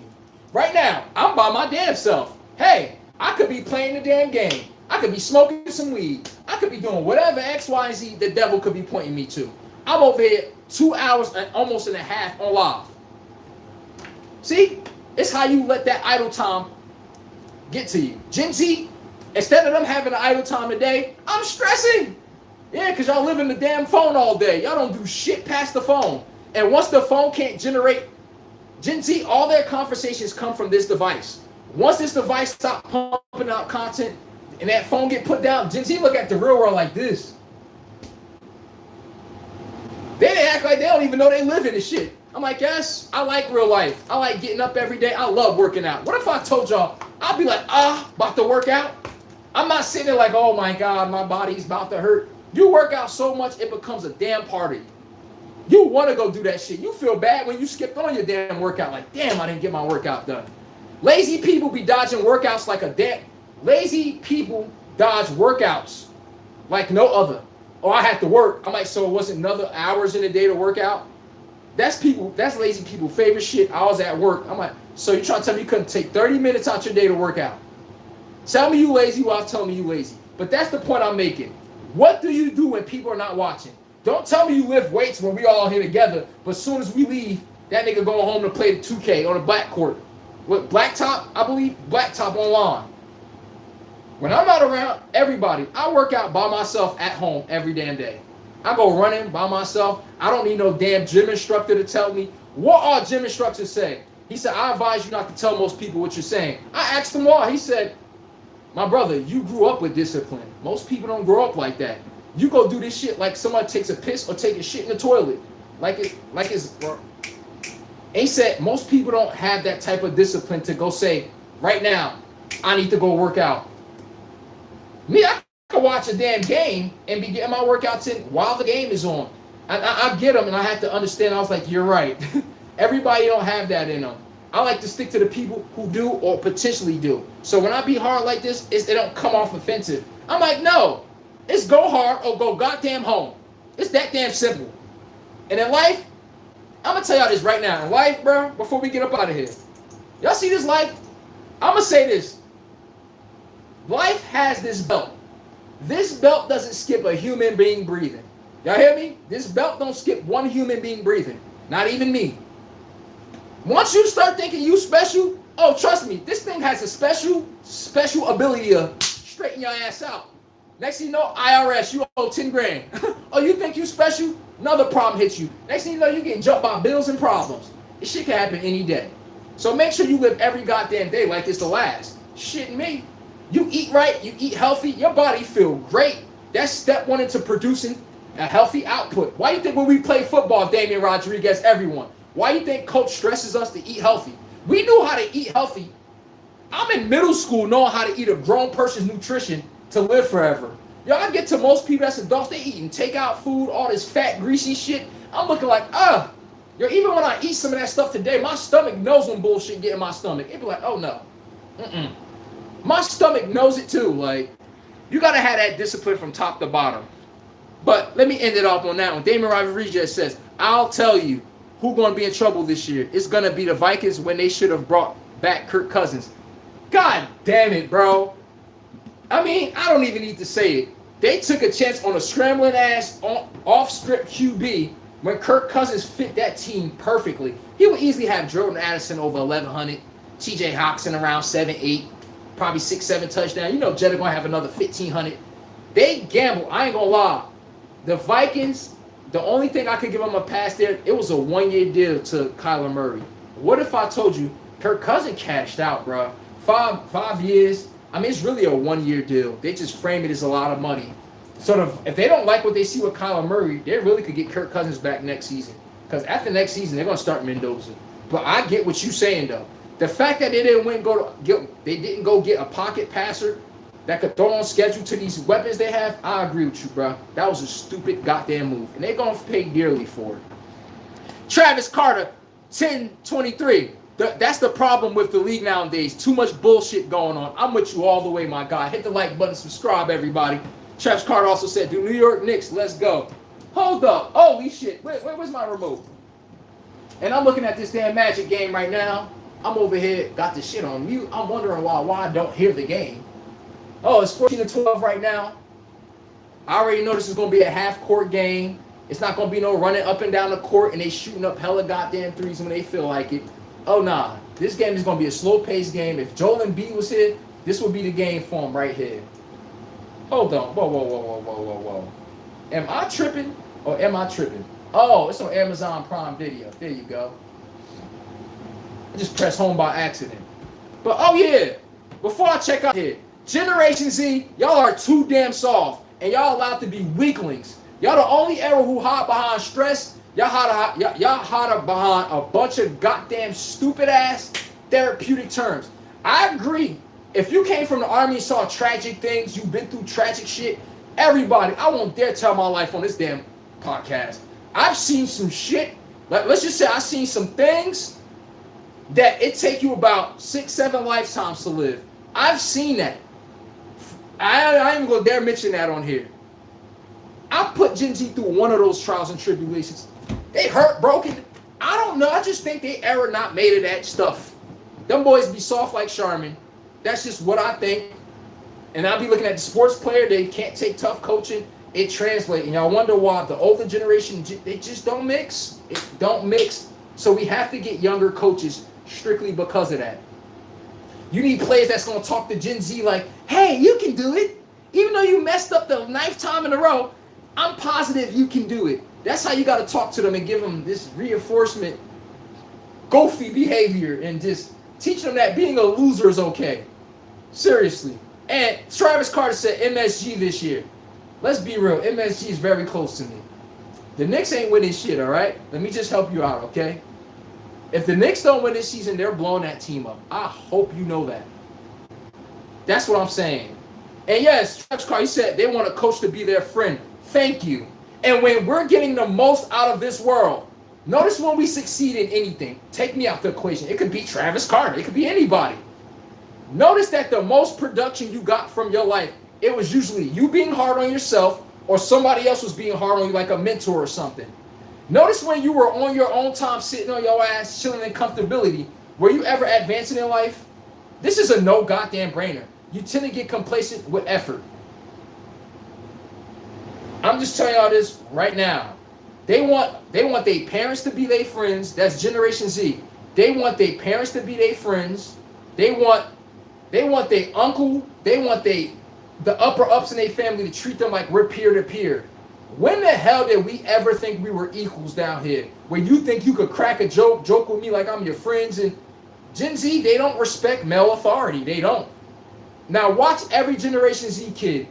Watch when they mother talk. Their mother word is damn near like God. I'm dead serious. Their mother word is like God. Let a man talk to him. Man, get the fuck out of here. They'll blow you off in a second. Yeah, and you'll be like, what happened? And here's the worst part though. Can I borrow some money? Or I want to go out. Or I saw some new sneakers. But they want provision from us, but they don't want to listen to us. They want the outcomes of listening and following the man's structure without following the man's structure. And then y'all wonder why y'all see a bunch of people, I'm struggling to pay rent. It's hard to make it today. No, because you're trying to make it be in a goddamn rebellion. Travis Carter called the goddamn play. He ran it for you to come off the right wing and launch up a 3-4. You somehow ended up on a goddamn left wing. No one sent you over there. And now when he don't pass your ass the ball, oh, he a hater. No, you ran the wrong shit. Now, you say that to him. It's no way you talk to them today. Everybody hit the like button, subscribe to my channel. We go live tomorrow. We did overtime. I did an extra 30 minutes for y'all. We go live tomorrow, 5 p.m. Eastern time zone, 2 p.m. No, I said 5 p.m. Western time. Eastern time zone, 2 p.m. Eastern time zone. Hit the like button, subscribe to the damn channel. And Travis Carter, he not that far away from MSG, bro. MSG about, I ain't gonna go that far, but let's just say MSG is close by. And Travis Carter said, what they bringing the championship back to the city this year? How about this? If the Nets won a goddamn championship, I will go to their parade. I'm dead serious. We got a bet on that one. I will go to their parade if they win a championship, and I'm gonna remember this moment because I doubted them. Kellen Oubre, what the hell are you doing? Kellen Oubre, you just had a stupid turnover. It's 14-14 with 5 minutes to go. I told you, half-court game, and whoever could create half-court offense the best is going to be the winner of this game. The only thing I want to see Pablo Banchero do is start working on his efficiency, taking better efficient shots. But he's young, he's getting better. Tyrese Maxey just traveled his ass off. I don't know what was that. But, oh, yeah. Spike Lee. Oh, yeah.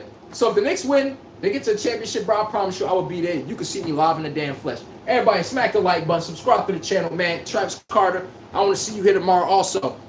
I'm my moderators, man. Thank you, man. Y'all niggas, y'all the damn MVPs. Oh, yeah. Y'all all the MVPs.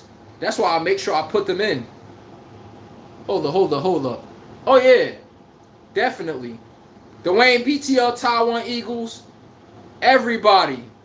I make sure all the fam, everybody's Taiwan Eagles. Oh yeah, Damian Rodriguez, you're a moderator now. Oh, that's what happened when y'all day ones and y'all always come through. Larry 248, the goddamn twin in the building. Brother from another mother. Okay. Hey, Damian Rodriguez had to give y'all some real shit telling y'all how life used to go. I'm happy he played football too, so he actually understand. Cool breeze. Good look for the damn takes also today. Everybody. Antoine Richardson, another one. He started off wild, giving me some stupid takes, but then he cleared it up and he started actually, I'm like, okay, you're on fire. I ain't gonna lie, he had some good points in there. I'm with that too. Ain't nothing like a good back and forth. Maggie Fine Foods, I always appreciate you. Tom, everybody. Y'all know everyone that turned into my show, this show would be nothing without y'all. Y'all are the damn show. Facts over goddamn fans. I want to see y'all tomorrow. And guess what? It's a tie game right now. Keller Oubre misses a corner three. Guess what? It's a tie game right now in the Sixers land, right? I'm about to tune into this game and actually get a chance to watch it. I've been watching y'all and the damn screen at the same time. So hold up. So by tomorrow, he said at the Sixers game, fam. He said he at the Sixers game. Fam, be safe. Hold up. You at the Sixers game? Okay, but everybody, after this game today, there will be a verdict. And when there's a verdict, just remember, you're going to see this one thing on my show. Somebody got belt put the ass. We need to figure out who is it. That's what you need to worry about. And right now, I'm going with the damn Sixers. Philly, stand up. I can't stand Philly. Y'all need to clean y'all damn city up. But the team, stand up. I appreciate you, Taiwan Eagles. Everybody, we out of here. Deuces.